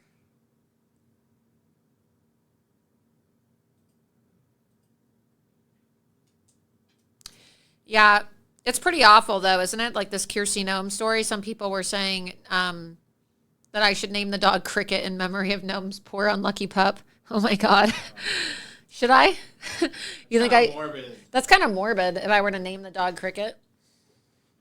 Come here, Cricket. Yeah, today this dog was marked safe from Kirsty Nome. Yeah, that's some sick shit.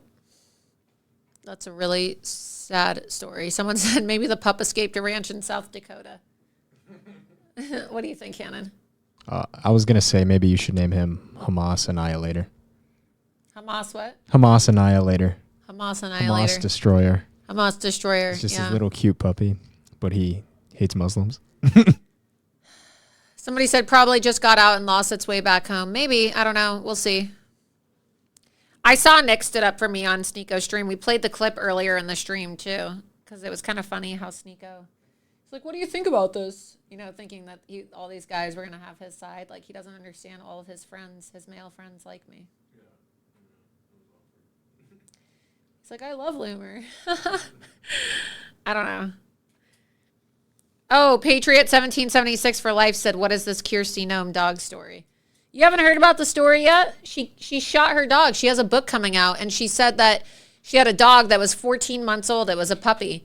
And she didn't like the fact that the dog wasn't very good at hunting, and she shot and killed her 14-month-old dog. South Dakota governor defends her account of killing own dog in new book. She describes killing the 14th-old dog after deciding it was less than worthless and untrainable. So she has a dog that she says wasn't trainable, and then she said, oh, I just decided to shoot the dog in the head. So what do we do to untrainable politicians? What about untrainable politicians? What if you're not trainable and you don't follow the Constitution? Just kidding. You know, Media Matters is going to clip that.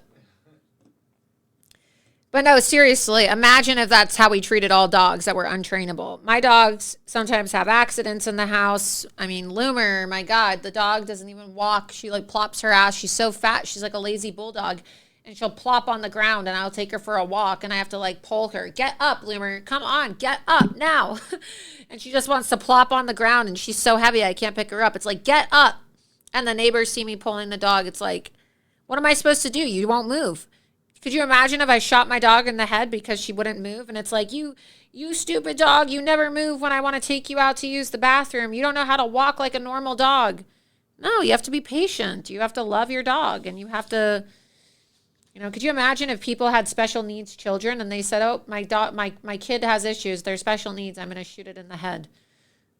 I mean, dogs are like kids in a sense. You know, dogs are our family. Go ahead to the chat. I want to see what people are saying about this.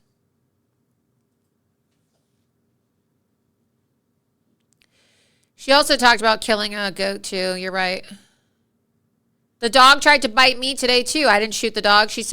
Someone said the dog tried to bite her, but it doesn't mean you shoot it. Yeah, the dog today tried to bite me because it was scared. Someone said, I heard the same story from CNN. Yeah, but then she doubled down and confirmed the story in a statement on Facebook. So, pretty sick. MY Anno said, post how to donate at the end of the show. So there's different ways to donate. You can go to my website, loomered.com. That's my news website. And you can donate directly on my website if you want to just make a direct donation. That's loomered.com and you click the donate button. Click donate. Or if you want to, and then you scroll down and then you can donate online too.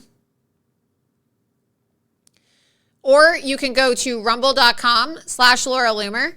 And follow me and click on the Get Loomered button. So you can go there. You see that. You click Get Loomered. Click Support. And it takes you to my locals page.